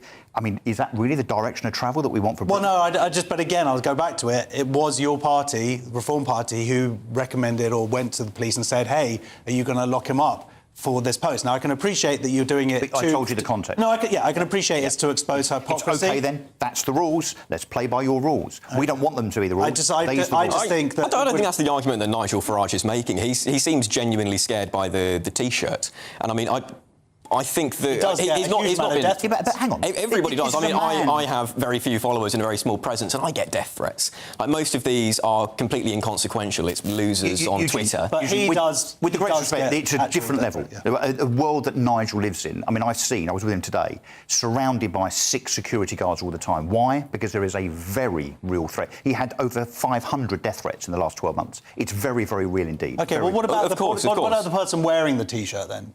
Do you think that, I mean, there's an argument that this is just a joke?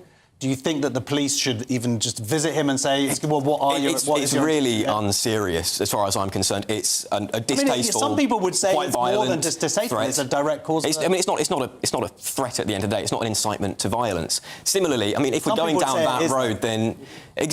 You could say that it is, but I don't think it is. I could say, for example, I want to take a knife to the civil service, meaning I want to disestablish and rebuild the civil service. This is the name. That doesn't mean I want to stab them. But it's the name of an individual. There are countless individuals within the civil service. I don't wish them harm, and that's a quote from Nigel Farage. I just think if it had been Zach Lansky that was mentioned in that thing, everybody would be going, "This is a call to murder Zach Lansky." I don't think it is. If it was me, if I had a different T-shirt onto this one and I was wearing one with a guillotine and let's say Keir Starmer's name on it, I suspect the left would call for me to be to stand down and be cancelled. I'm sorry, I don't know who Keir Starmer is.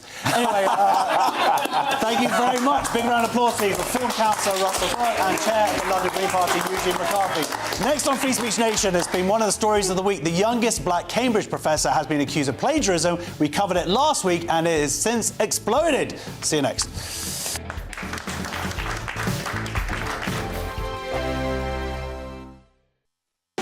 You want to know what's really going on in the corridors of power? Labour don't know what to do with you half the time, and that makes you quite lethal in the chamber. Get behind the headlines with Chopper's political podcast. Join me, Christopher Hope, as I sit down with the great and the good of British politics. We'll see where this ruling takes us. These are the stories shaping our nation. Chopper's political podcast, available now on all platforms. Listen in and stay ahead. 5 hosts, 5 opinions, 5 fearless debates, 5 unfiltered takes on the day's news. 5 reasons not to be anywhere else on Saturday night. This is the Saturday 5. You got me. You got me good there. Britain's biggest Saturday night TV show. It's not a bad brand. Yeah. Uncensored. Very, very racy tonight on the unpredictable. What does she say? Can you translate it for us? And always entertaining. And how can a country go from being led by William Wallace Saturday nights from 6 p.m. only on GB News. The People's Channel. Britain's news channel. You're going to want to stay tuned, trust me. At GB News, we love to hear from you, our loyal community. So drop us a line at gbnews.com/your say. There you can talk to each other and also to the presenters live on air. gbnews.com/your say, because GB News is your channel, Britain's news channel. Do you trust what you're being told? Good, because neither do I. Those are just facts. I'm Alex Armstrong, and on my show, we'll expose the spin. Well, I want to answer that, because you didn't let me last time, because you always speak over me. The broken promises. To deny that is denying the truth. And the hypocrisy. Needs to stop. You think we can allow? Politics, policy, parliament. Nothing is off limits. No sugarcoating, no fear of offence, just the truth laid bare. Tune in every Saturday and Sunday at 9 p.m. for Alex Armstrong Tonight, only on GB News, Britain's news channel.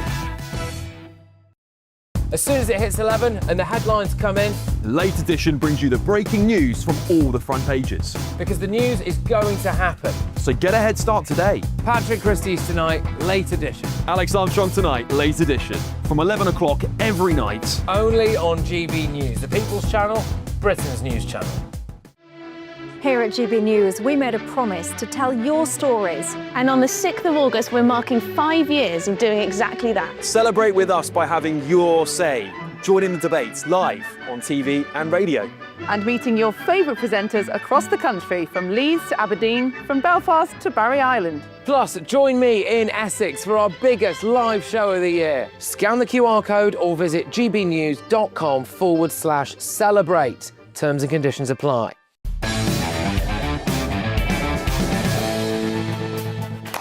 Welcome back to Free Speech Nation. We're going to get some more questions from our audience. Our first question, who's asking? Okay. Hi, Josh. Why won't The Guardian believe Professor Ardé? Yeah, why won't The Guardian just believe Professor Ardé? So Cambridge professor Jason Ardé has defended himself against plagiarism allegations and accusations that parts of his personal story don't add up. But in a remarkable twist, it's not a conservative newspaper leading the scrutiny, it's The Guardian. The paper has questioned aspects of Ardé's academic work, fundraising claims and accounts of alleged racist intimidation, while noting he strongly denies wrongdoing and saying multiple investigations have cleared him. This story is unbelievable. We covered it. I think this channel, I think we were the first people to cover this story. The implications are immense in terms of what it means for academia, but beyond that as well. So, did you read this Guardian piece, first of all? Yes. It's an amazing bit of... There's a lot going on with this chap, isn't there? Yeah. Do you know who I feel really sorry for? Is anyone that's ever been chatted up by him, you know, having to listen to the marathons and the millions and all this. If you had a pet giraffe, you'd have a box to put it in. Do you know, like, this guy's... Oh, he probably used to date, like, Pamela Anderson. Probably, and, probably. He's probably got a girlfriend in Canada as well. You even met my girlfriend, she's in Canada. But this Guardian piece is amazing because, you know, you start reading it and you're going, oh, it's the Guardian, and they're going to try and sort of pretend that this isn't happening, and everybody's who's coming out, who's pointing out the plagiarism, which seems somewhat self-evident when you look at all these examples. They're racist and whatnot. And then The Guardian starts doing some actual journalism and it uncovers this incredible story about, he said he had a pig's head delivered to him, to his house, and then the Guardian looked into it, and supposedly they were like, well, there hasn't been a police report. And then they went to the butcher's where he said that someone bought a whole hog, and the butcher's like, no, that's never happened. Wow. And it's amazing thing to see where the Guardian really starts kind of going, you know what, maybe this guy's kind of not on the level. You know what, instinctively I am on board with this guy, and I'll tell you why, is that his defence when he said he acknowledged errors were made, but he said, what I am is not a liar, right? His words, which is just reminds me so much of my 4-year-old daughter when I catch her with her hand again in the biscuits tin. Are you taking biscuits? No, I absolutely am not. So it just feels to me like come clean. We're all at university at that time, drinking so much Red Bull to finish like work off right at the end of term. You're rushing. Maybe he's had a boo-boo. Who knows? But someone fed it through the machine, didn't they? And they found lots of overlaps with the previous thesis. Yes, before 6 years previously. But it's not just about the thesis, Cressida. This is much wider than that. There's a new clip of him saying that he was part of 7-Up. Not the soft drink, the TV documentary series, but his birth doesn't in any way fit to that. Wow. I mean, it seems like, and these accusations of where he said he'd raised like 5.5 million, and now he's saying he's part of a group of 100 people. I should have been clear about that, but then someone has collated all these evidence of times that he said that it was him who raised 5.5 million. He's a compulsive liar. Well, this is what... I mean, it's hard to draw any other conclusion. I'm not a liar. Look, just watch that. See what comes out next. No, but the worst thing about this... not the worst thing, but the most incredible part of that interview, the Guardian piece, not really an interview, but is where they go back to him and he says, why don't you just... I thought you, of all people, would believe me. And that's the thing. If the Guardian are pointing this stuff out, then you are cooked. I'd say so. I mean, watch this space. It does not look good for this guy at all. And it's a shame. He had loads of stuff going for him, but, you know, that's the thing. If you're going to do a thesis, if you're going to really be taken seriously... But I think it's more than the thesis. I agree. I'm with you. The marathons or the break and learn. And it looks bad for the people that put him where he is. Of course. That's going to be... Oh, it's the people who put him where he is, but it's not just that. It's the people who are keeping him there. Cambridge, they're doubling down on it. He's got this autobiography that I imagine now is going to go in the fiction section. And that company... It's going to be very interesting. That book comes out in a month. Supposedly. Let's see if it actually does come out at all, because it's just more and more of these revelations. It's an incredible story. Well, look, our next question. Who's our next question? Yeah, hi. I actually came from Poland, and I've just tried tea with milk for the first time in my life. Tasted better than I expected. Yeah. So my question is, actually, should women strip search men? Yes, I've seen that video. Should women strip search men? The High Court has ruled that biological men who identify as women can continue to request a strip search by a female police officer, provided both the detainee and the officer give their written consent. The women's rights group Sex Matters had argued the policy undermines legal protections requiring same-sex searches and risks placing pressure on female officers to take part. This is exactly the problem, right? Is they're saying, as long as there's consent. Well, if a trans identifying man then says, I would like to have a female officer search me, and then the boss in charge goes, well, look, hey, Cresta, you'll do it, won't you? You'll do it. You know, well, that's the point. It's coercion, because they're afraid of being called transphobic. Honestly, gentlemen, have you learned nothing from Me Too? We might change our minds, so watch out. And no, of course, I mean, it's entirely inappropriate. The law was there for a reason. It's clear. Sex is biological sex. Absolutely. It's just fraught, isn't it? It's obviously going to cause trouble. And I mean... it's just, I think there might be some bad apples. Well, I think once you create a loophole, the wrong ones will find it. Well, this is the thing. Look, David, I've stored a lot of things at my bottom, and a lot of. I don't want a woman to get a. I don't know what I'm talking about. I'm sorry. The point is that you want a bit of dignity when you're getting searched. Isn't that the point? Absolutely. Well, do you know what's funny is our Polish friend's having his first tea with milk, and it's fantastic because Josh and I have been knocking back vodkas before the show, by the sounds of it. So we've been having a sort of cultural exchange, exactly, some sort of vodka enema for Josh Howie today. So I agree. I mean, I am, and it's not just the vodka here talking. I'm quite chill with who searches me. I've just been on holiday at the airport. I was frisked by many different people. But I would I would go with what Cressida said. If I imagine there are some people you would prefer to search you and some people not. And, good luck with getting whatever you need to do through customs next time. The secret is out. Thank you very much. Anyway, so who's got our next question then? Oh, okay, we're back again. Yeah, doing double. Is there anything that the Arts Council won't give a grant to? Yeah, is there anything that the Arts Council won't give money to? So the Arts Council is facing fresh criticism over how it spends hundreds of millions of pounds of public money after grants were awarded to projects including a queer Pan-Asian cabaret, a gay reimagining of Romeo and Juliet, and workshops aimed at reclaiming the St George's flag. The row comes after traditional museums across the UK continue to close because of funding pressures. So, Chris, you read some of this stuff, and I believe in the gay Romeo and Juliet, they end up, he gets together with someone called Mohammed. I'd actually, to be honest, pay to see that one. Yeah, that one is a bit of a surprise, isn't it? I mean, yeah, we've been listening to this for years now, haven't we? These outrageous projects. And that's the thing, they're not outrageous anymore. It's all very mainstream, isn't it? And what's really disappointing about this is that if there is anybody out there trying to be rebellious and create something new and they're not going to be... I don't think they'll get a look in from the Arts Council. Yeah. So all the real art... I suppose where is it? On Instagram?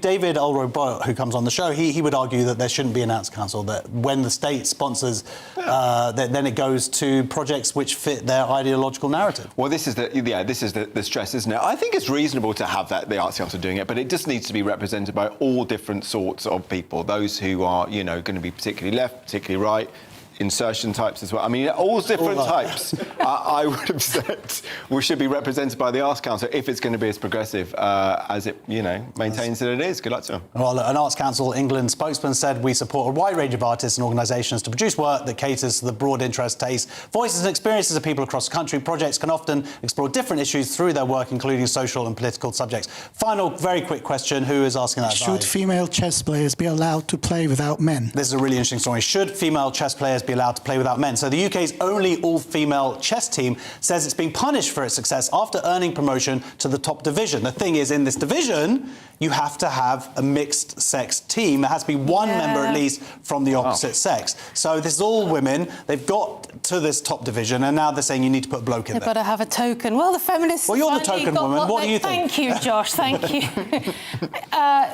Yeah, the feminists have finally got what they want, haven't they? This is what they wanted Equality. all along. You want equal treatment or special treatment? Well, now you've got to be equal.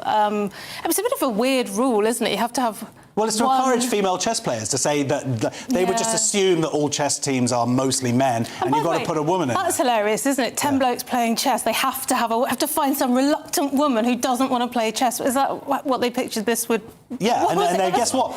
10 women turned up and they were brilliant. Yeah. And now they've got to let in some rubbish bloke. I've seen the Queen's. It sounds like going on a date with me about 10 years ago. So a reluctant person having been forced to play chess on a date. I can't imagine how this would work out. I mean, I just think of when I was growing up, Garry Kasparov playing one of the Russian grandmasters, thinking this team does not have enough, mixed gender people on it for us to play. I mean, it seems completely mad, but maybe that's what sparked off Bobby Fischer to go so well a few years ago. Say, actually, niche 70s reference for you. Well, there's a great Netflix documentary at the moment which actually features, which I'm on it, talking about things like...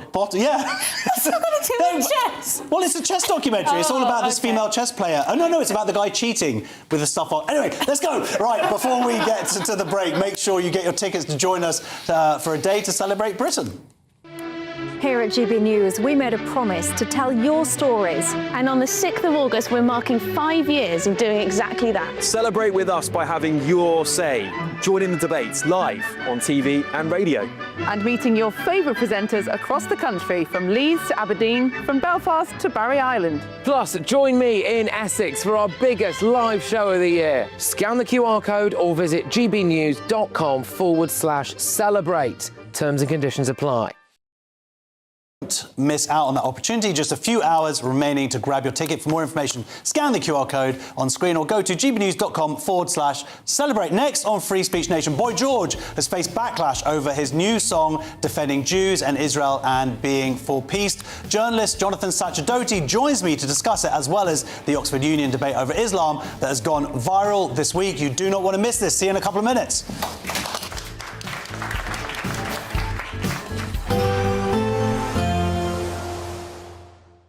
Dinner under the stars tonight? That reminds me of our travel insurance. You mean All Clear Skies? All Clear Travel Insurance sponsors GB News Travel Destinations Forecast.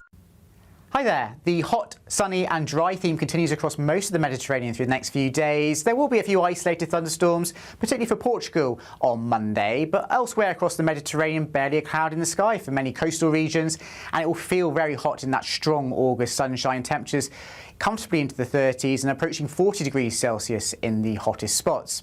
The outlook for the rest of the week, well, generally the settled, sunny theme continues with temperatures once again in the high 30s for some. All Clear Travel Insurance sponsors GB News Travel Destinations Forecast. Good evening and welcome to your latest GB News weather update from the Met Office. Well, the heat and humidity is set to build quite quickly as we move into Monday. A very hot day is on the cards across the southeast, but there will be some rain or showers courtesy of this area of low pressure for some, mainly in the north and the west, but we might just see one or two heavy showers sparked by this heat and humidity that's drifting in from continental Europe. That process is already underway this evening, so whilst it's a fine end to the day for many, we do see thicker cloud out towards the west, and you'll notice we could see some spots of light rain across parts of Northern Ireland, and the rain blossoming somewhat as we go through the early hours of Monday morning across central and southern Scotland.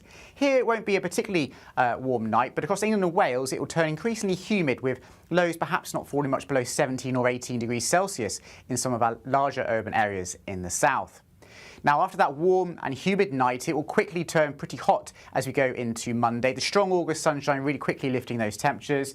A damp start across parts of Northern Ireland, but the most persistent rain probably at this point across more central parts of Scotland. So a pretty wet commute to work across the central belt of Scotland, for example. Still a bit of brightness perhaps across the very far north of Scotland, but an increasing chance of showers or longer spells of rain here as we go through the day. So the rain becomes a bit more confined to northern Scotland, but there will be showers breaking out across Northern Ireland and southern Scotland too, and possibly one or two isolated ones across England and Wales, but these vary hit and miss. Most places staying dry, and it will be a sunny and hot day, particularly in the east of England. Temperatures perhaps approaching the mid-30s for some, so oppressively hot and humid, not comfortable at all.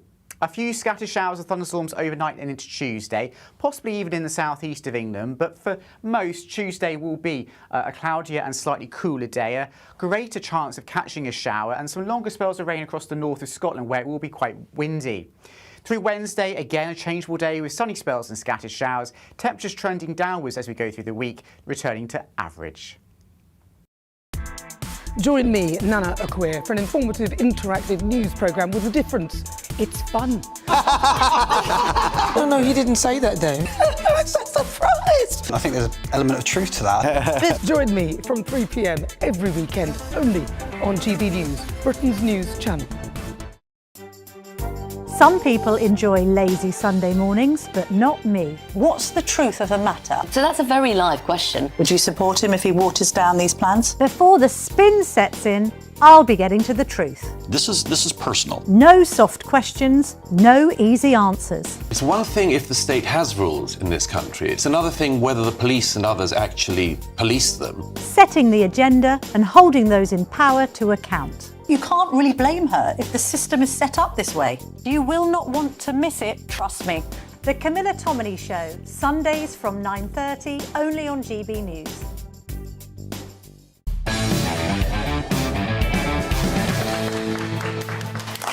Welcome back to Free Speech Nation. Pop star Boy George has released a new song defending the rights of Israelis. He says he was inspired to make it after he visited an exhibition in London about the Nova Music Festival where hundreds of people were murdered and dozens kidnapped during October 7th. Since then, he has withdrawn from a West End production of Jesus Christ Superstar. Let's take a short listen at We Will Dance Again.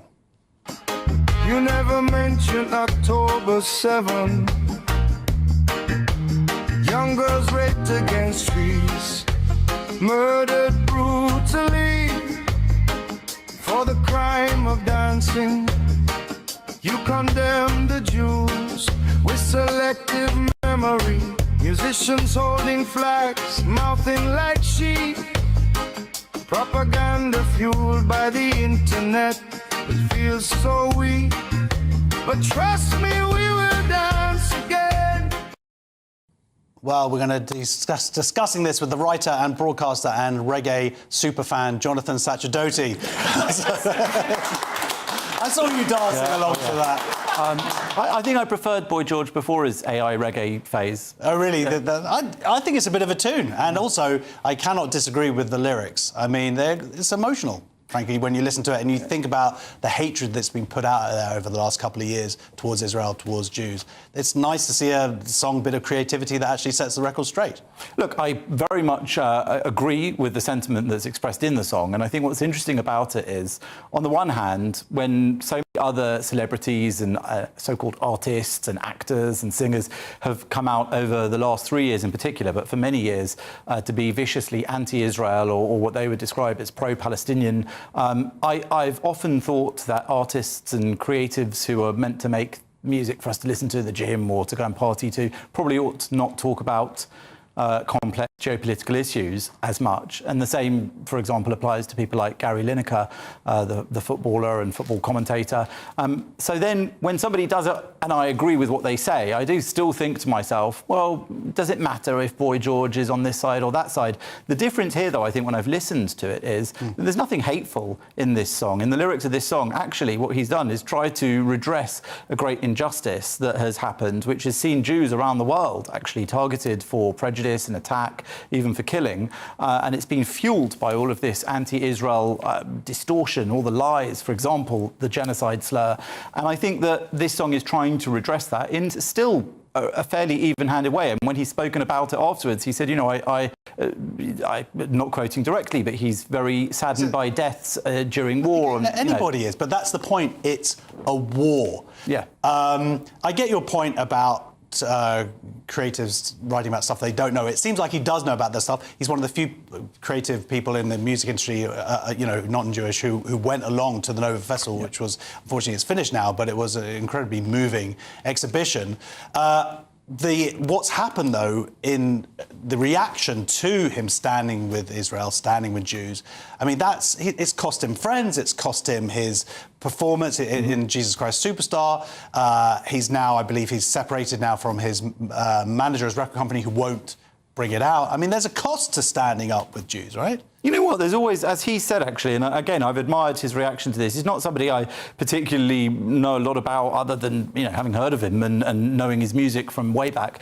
But I pretty much agree with what he said. He said, you put your beliefs out there and you suffer the consequences. I don't think that he's complaining about it. He's not crying into his cornflakes about what's happened. He said, I'm standing up for what's right. He believes that in the long run, history will show that he was right. He also believes that this is his principal position. And I think the same way that somebody like, you know, that Pascal Robertson Smythson or whatever he's called, the rapper that sung Death to the IDF, you know, he stood up for what he believes. These people are all expressing, this is Free Speech Nation, they're expressing what they believe to be true, and they should then have the consequences. But he's not singing a piece for Palestine. He's arguably singing for incitement. Absolutely, and that's what I said is the difference. To me, the clear difference here is that most of the expressions that claim to be in favour of Palestinian justice and in favour of, you know, the welfare of Palestinians are very often actually veiled or not even veiled attacks on Israel and Jews, and they lead to physical attacks in the Jewish diaspora as well.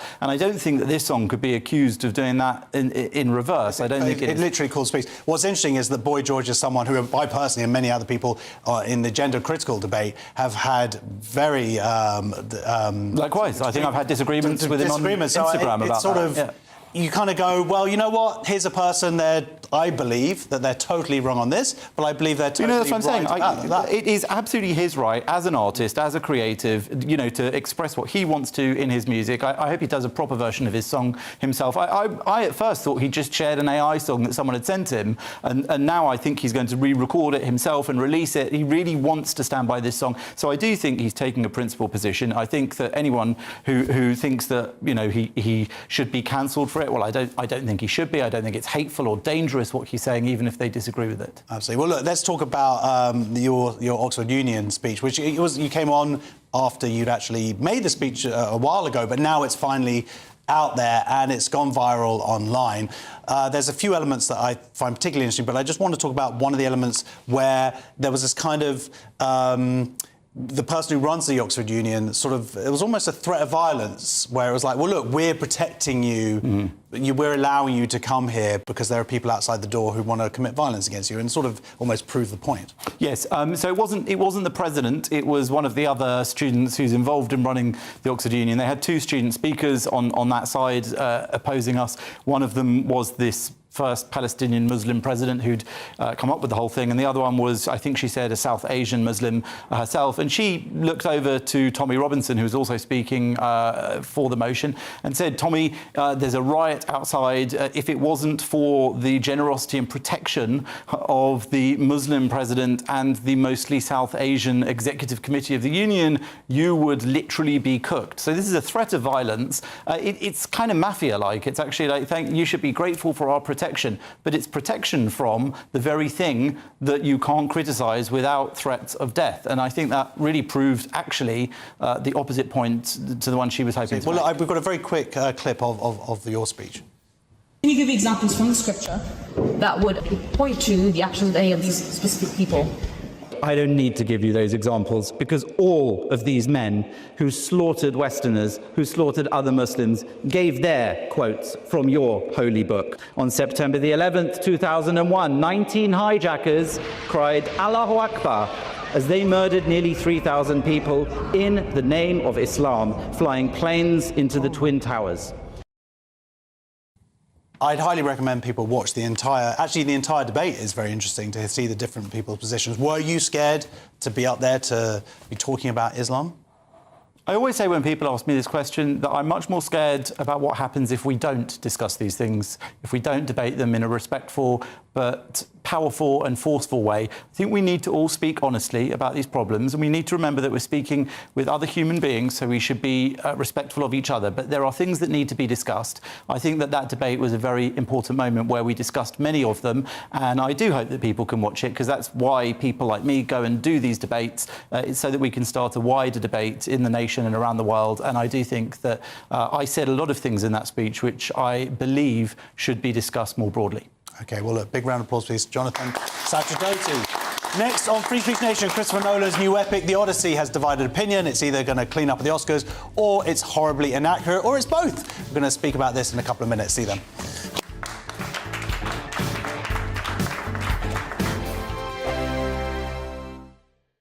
This is GB News, Britain's news channel. Let's talk now to showbiz journalist Nelson Aspen and former US House Advisor Lee Cohen about this conversation. Good evening, gentlemen. Nelson, let me start with you. What has Oprah been criticised for here? Because a lot of people have taken a shot at her watching this interaction. That's right. Oprah is worth well over $3 billion. She does not need to present a retrospective of her greatest moments, but she is obviously desperate to stay relevant. And in this 1.5 hour special, the Harry and Meghan interview comes in at about 15 minutes. And it was obvious that she needs to backpedal. It is obvious that it was the greatest softball display of favoritism in broadcast history, almost.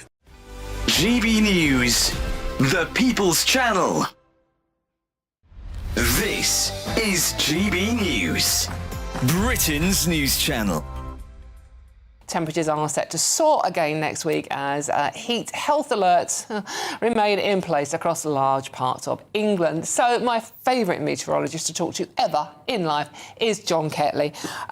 John, good to see you. Looking very suntanned and gorgeous, it has to be said, in matching pink. John, we've got another heat wave on the way. Surprise, surprise. Hey, it's summer. Yeah, it seems to have been a very prolonged summer this year, didn't it? Obviously, it started early. We started with that very hot weather in May, which is unusual. And then we had further hot weather during June and again in July as well. So it seems a little bit different this year. It's been going on for so long. It's almost as if we've been really, the tentacles of Europe have been extending across the UK, and we've turned into a continental regime, really. GB News, the People's Channel. This is GB News, Britain's news channel. It's just a fact of life. You know, I'm of the generation, my grandfathers and great uncles all fought in World War II, but my children, you know, that's not a memory for them. They never met anyone who was in the Holocaust, and we have short memories. We're the TikTok generation. We have, you know, 5 seconds worth of attention we put on anything. So I think it's a good step. UNESCO has had some scandals in the past, or at least they've chosen to recognize things that perhaps I don't think are all that significant, but the D-Day beaches I visited myself a few years back, they're very well preserved, by the way, so I'm not sure how much this adds in terms of resources or what it can really do to increase young people's knowledge of history, but it can't be a bad thing, can it? I mean, it's an amazing story all around, and it's a story that deserves to be told over and over and over again. GB News, the People's Channel.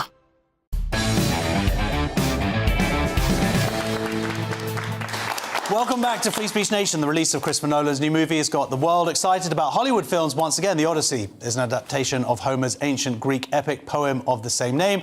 It's already predicted to clean up at next year's Oscars, but has been hugely criticised for historical inaccuracies and its casting.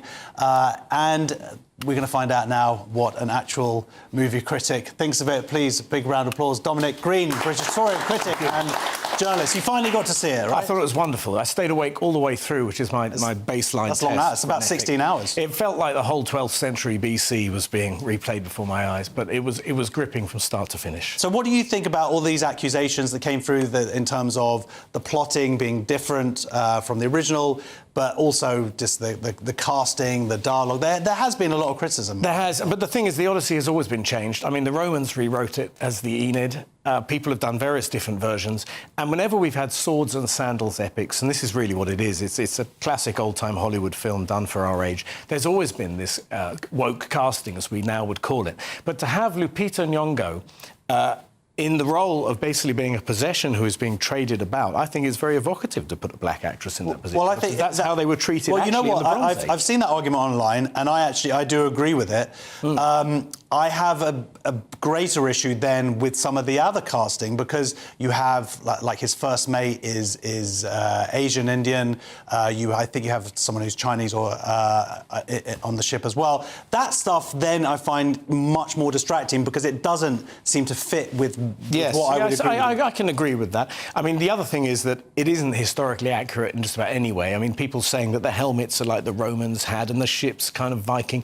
I mean, it is Hollywood. If you want to know what it was really like, you probably have to learn ancient Greek and read the original. Well, I guess it goes back to then what the experience is. I agree with you. I enjoyed it. I watched it. I was engaged through the film.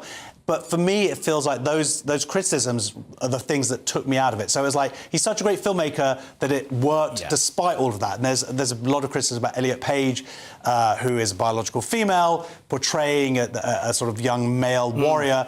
There's a scene where she runs across the beach, and it just looks... I'm sorry, I know there's an old advert about like women running, but it does look like someone almost... looks like a female running the gate. Well, yeah, but first, I mean, the Greeks, the ancient Greeks, and, you know, they have, like, what we would call now trans figures in their mythology. The same as the lines that Elliot Page's character gets to say are, you know, I believed everything you told me, and you hung me out to dry and betrayed me, and it was the end for me. These are actually the things that detransitioners do say. So Depending on how you look at So you think he's being like doubly clever? Yeah, because I think there's a lot of that in the Elon film. Musk is. Yeah. Well, I think that's true. I certainly think he's a clever guy. There is also the accusation of people like Elon Musk who are saying he's doing this to be able to be legible for the Oscars, which have quotas. What do you think about these quotas? I think, firstly, the quotas are stupid. Secondly, this is a $250 million project, and so he would have to make some kind of compromises with public taste or with the voting system for the Academy.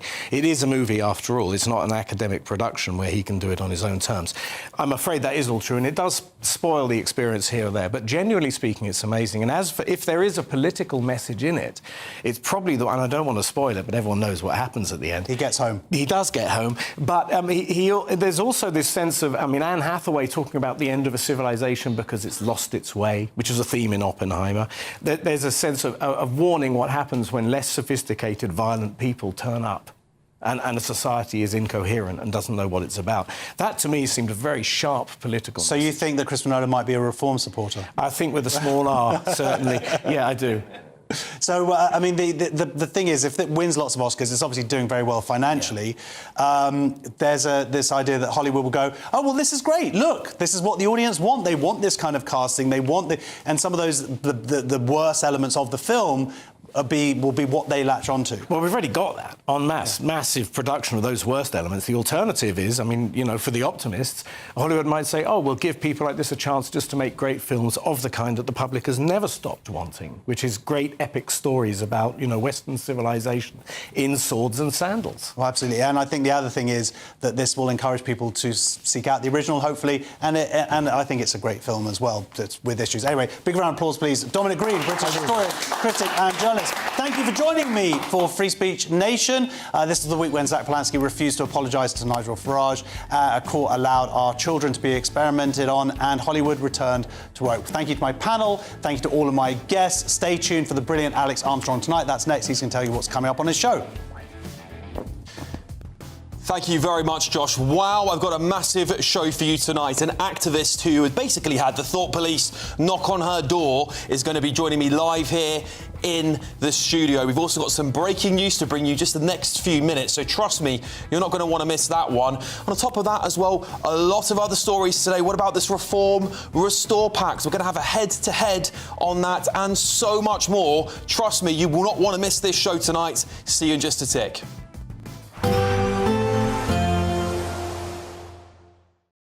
Today, clouds overhead, total zen within. Boxed Solar sponsors the weather on GB News.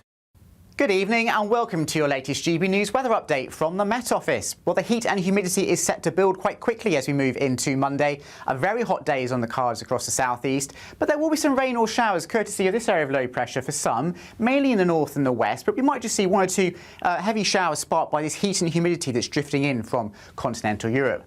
That process is already underway this evening, so whilst it's a fine end to the day for many, we do see thicker cloud out towards the west, and you'll notice we could see some spots of light rain across parts of Northern Ireland, and the rain blossoming somewhat as we go through the early hours of Monday morning across central and southern Scotland. Here it won't be a particularly warm night, but across England and Wales it will turn increasingly humid, with lows perhaps not falling much below 17 or 18 degrees Celsius in some of our larger urban areas in the south. Now, after that warm and humid night, it will quickly turn pretty hot as we go into Monday. The strong August sunshine really quickly lifting those temperatures. A damp start across parts of Northern Ireland, but the most persistent rain probably at this point across more central parts of Scotland. So a pretty wet commute to work across the central belt of Scotland, for example. Still a bit of brightness perhaps across the very far north of Scotland, but an increasing chance of showers or longer spells of rain here as we go through the day. So the rain becomes a bit more confined to northern Scotland, but there will be showers breaking out across Northern Ireland and southern Scotland too, and possibly one or two isolated ones across England and Wales, but these vary hit and miss, most places staying dry, and it will be a sunny and hot day, particularly in the east of England, temperatures perhaps approaching the mid-30s for some, so oppressively hot and humid, not comfortable at all. A few scattered showers and thunderstorms overnight and into Tuesday, possibly even in the southeast of England, but for most, Tuesday will be a cloudier and slightly cooler day, a greater chance of catching a shower, and some longer spells of rain across the north of Scotland where it will be quite windy. Through Wednesday, again a changeable day with sunny spells and scattered showers, temperatures trending downwards as we go through the week, returning to average. Today, Clouds overhead. Total zen within. Boxed Solar sponsors the weather on GB News. Here at GB News, we made a promise to tell your stories. And on the 6th of August, we're marking 5 years of doing exactly that. Celebrate with us by having your say. Join in the debates live on TV and radio. And meeting your favourite presenters across the country, from Leeds to Aberdeen, from Belfast to Barry Island. Plus, join me in Essex for our biggest live show of the year. Scan the QR code or visit gbnews.com/celebrate. Terms and conditions apply. Welcome to Orla Santi by Domes Resorts, where we're celebrating with an incredible £60,000 to be won. Plus, we'll give you a fine gold bullion bar worth over £5,000. Don't miss your chance to win over £65,000 worth of prizes. For a chance to win, text GOLD to 63225. One entry costs £2.50 plus one standard network rate message. Or text BONUS to 63225. 5 entries cost £5 plus one standard network rate message. Go to gbnews.com/win. Entries start at £2.50. Call 0903 686 3232. Calls cost £2.50 plus your network access charge. Or post your name and number to GB22 PO Box 8690 Derby DE1 9TT. UK only. Entrance must be 18 or over. Lines close at 4 p.m. on the 21st of August. This is a network giveaway. Entries will be pulled. Please check the closing time if listening or watching on demand. Bold. They are under no illusion. Ray, are you a human trafficker? Boundless. I've had enough of the nonsense, and I'm not afraid to say it. Don't get this on the BBC. Every weeknight, I tear through the headlines. The smell of gasoline. Should we be worried about it? From Westminster madness to cultural war chaos. I'm going to do now, they are throwing things up the car as we speak. Get ready, Britain. Here we go. Patrick Christie's tonight, weeknights from 9 p.m, only on GB News, Britain's news channel. Britain is not just a geographical expression. We are a people bound together by history and culture that are distinctively British. Join me to celebrate our music, theatre, artworks and literature, which we can explore and enjoy together. Everybody's welcome. Sunday with Michael Portillo. Every Sunday at 11 a.m. on GB News, the People's Channel, Britain's news channel. I've been in Westminster for a long time, but I know that though power may be here, its effect on people's lives is across the whole of the country. We may be where rules are made, but it's where they're implemented that matters.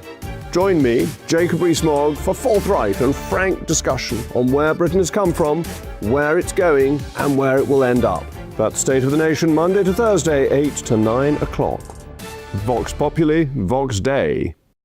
Westminster's full of talk, but out here, it's the real world. Am I allowed to talk now? No, that's it. This is where it matters, real people and real lives. That's what politics is all about. In fact, has Trump made a good start? No. Straight answers, no spin, and just a couple of pints. How many fingers have I got up? About 10. So join me for Lee Anderson's Real World every Friday at 7 p.m, only on GB News. The People's Channel, Britain's news channel.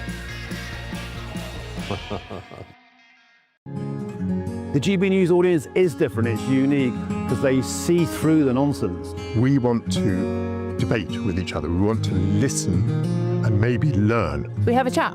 That's what we do. We try and have a chat. They'll watch my programme while they're eating their tea, they'll watch breakfast while they're busy getting their kids ready for school. We want to hear what matters to you, what is news for you. And what's brought you out here today? What are the biggest issues affecting this particular area? The audience are the best thing about GB News. Their friends, their family. They're people who need to have their voices heard. They're passionate about the channel, they're passionate about what they believe in. The one thing about GB News is you get a chance to speak. Talk to me about why so many people have gathered here today. Do you want to say something back in return? The GB News audience is what makes GB News special. It's incredible to see.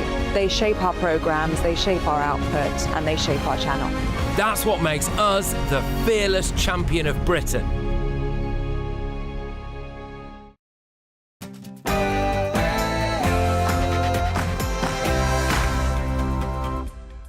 Good evening, it's 9 o'clock. I'm Alex Armstrong. What a show tonight. Agreed remedies would be to complete an online thinking skills course. Second one is to complete an online impact. That's right, thinking skills. Well, this is a broadcast exclusive. Police showed up at a woman's house after she posted online and demanded that she take a thinking course or face further action. That's Annika Svenska, the victim there. She's joining me tonight at 10 o'clock to reveal this shocking attack on free speech and... You're facilitating illegal immigration, madam. Are you aware this is a criminal offence? It's a criminal offence. Well, French charity workers have been exposed for aiding and abetting illegal migrants, seemingly, as they break into Britain. We're going to expose all on the show. And breaking in the last few moments... Rupert was elected as a Reform UK MP under Nigel's leadership. So clearly there's common ground on lots of issues.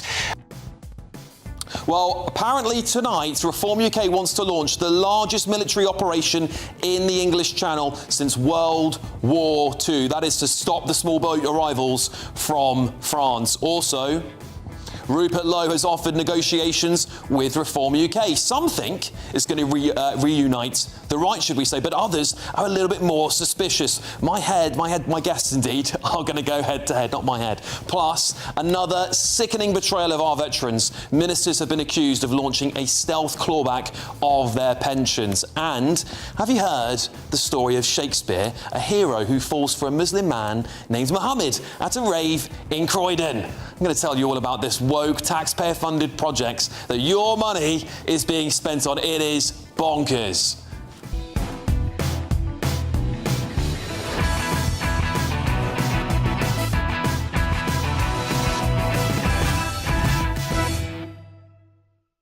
Got a feeling to be one of those shows tonight. Joining me this evening, Labour MP for Brent West, Barry Gardner, businessman and activist Adam Brooks, and journalist and commentator Ellie Wheatley. And what do you think is going on here? Perilous fight, or the ramparts we watched were so gallantly streaming. Sorry, I should have told you to put some earbuds in or something to block that out. Anyway, listen, you know, we're going to talk about stories you don't see broadcast anywhere else on British TV. A massive 2 hours coming up, but we're going to get you first your news with Bethany Elsey.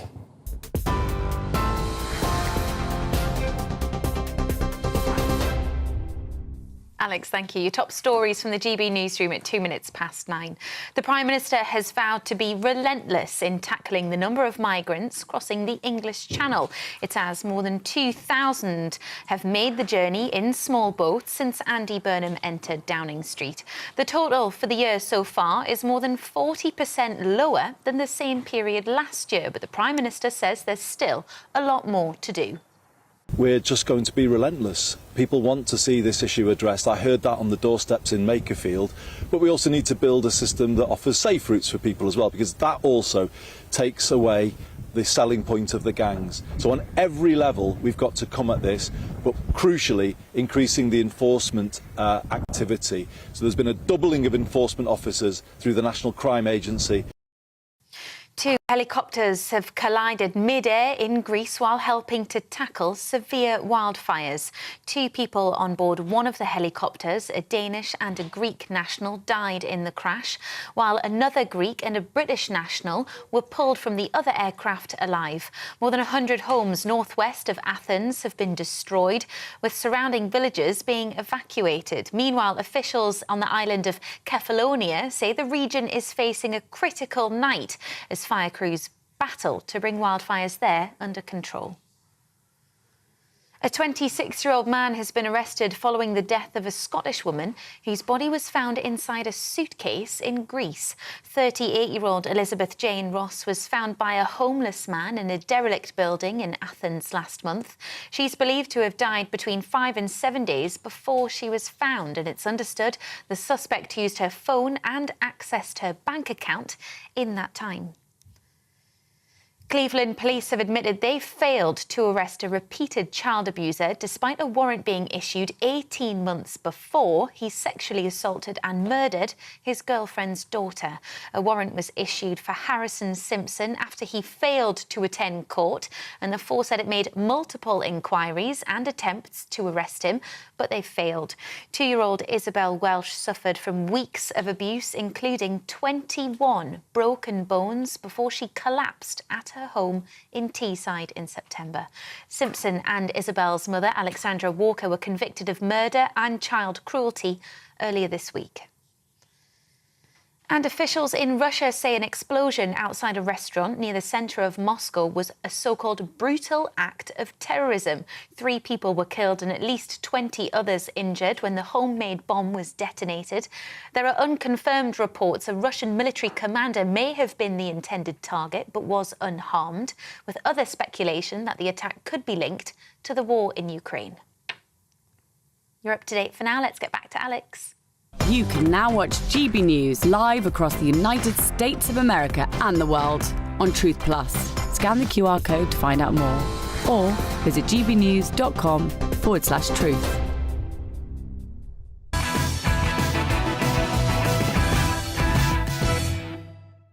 Illegal migrants are being helped across the English Channel by French charity workers. Well, that's what it seems like to me, at least. So you can see these NGO workers here who have been helping the illegal immigrants during their journey, now very happy apparently. Guys, est-ce que vous parlez anglais? No. Est-ce que vous parlez anglais? No. It's a public place. It's a public place. C'est un lieu public, no? You're facilitating illegal immigration, madam. Are you aware this is a criminal offence? It's a criminal offence. What lovely women they seem to be, eh? Well, that was Shadow Home Secretary Chris Philp, who was there on the beach and filmed that this week. Well, charity workers from the French group Opal Exil seem to help dozens of men, illegal immigrants, across a French beach so they can break into our country. One gave Philp the middle finger as he asked very reasonable questions about what they were doing there and whether indeed it was a crime. The charity website is quite clear about their intentions. When it's translated into English, it states this: it works to combat all forms of social exclusion. It supports